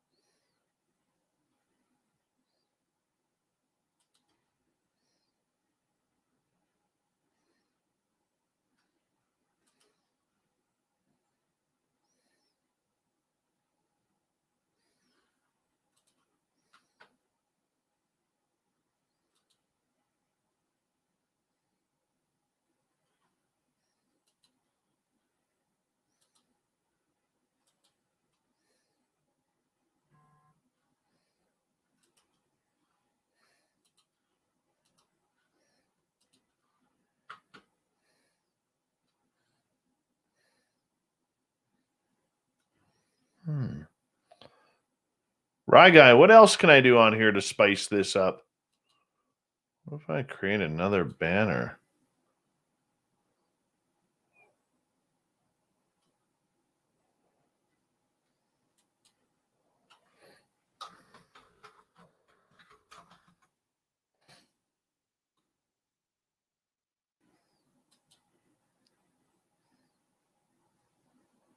I don't want that.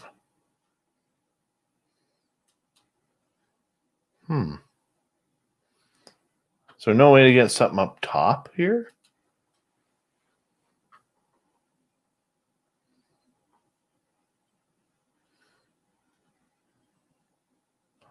Thank you, Steam Train Mark. Appreciate the confirmation. Oh, I spelt my website wrong. Look at that. Hide.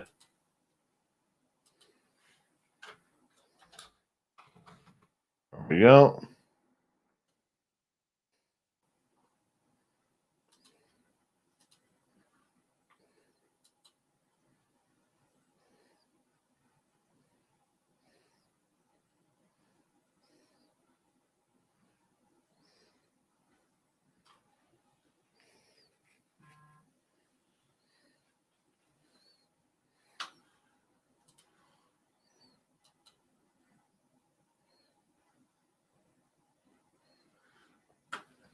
There is. I just got to figure out how to play music on it. Hey, Rye, are you still around?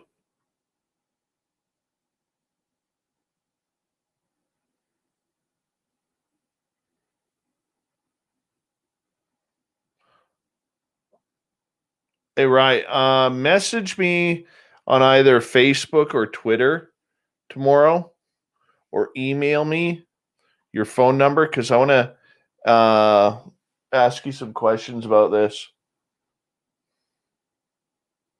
If that's okay. Email me your phone number. I'll call you tomorrow. I'm putting my email in here.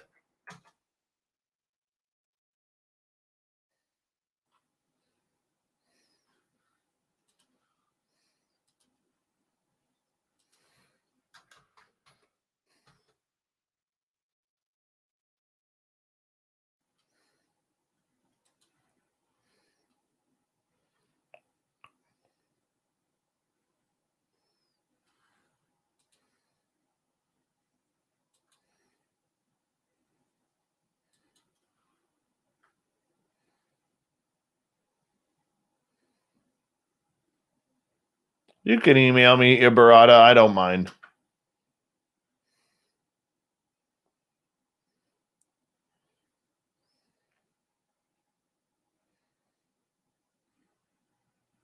All right.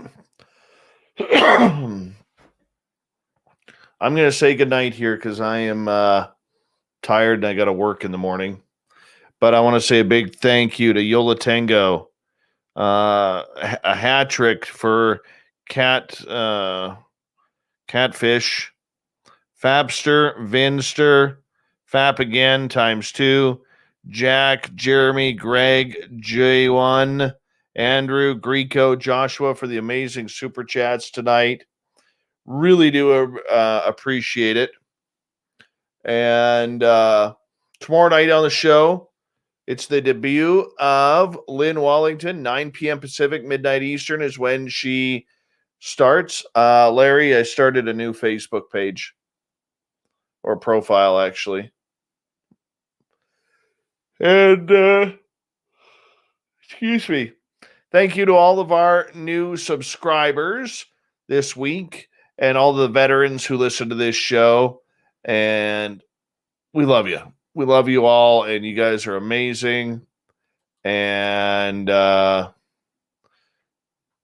Raya, I just got your email. I will give you a call tomorrow from a British Columbia phone number, so don't think it's me inquiring about your taxes, if you don't mind. And much love to all of you, man. Have a safe weekend. Enjoy the weekend shows. They're going to be right here on YouTube, and we really do appreciate it. Thank you so much. Take care, and good night.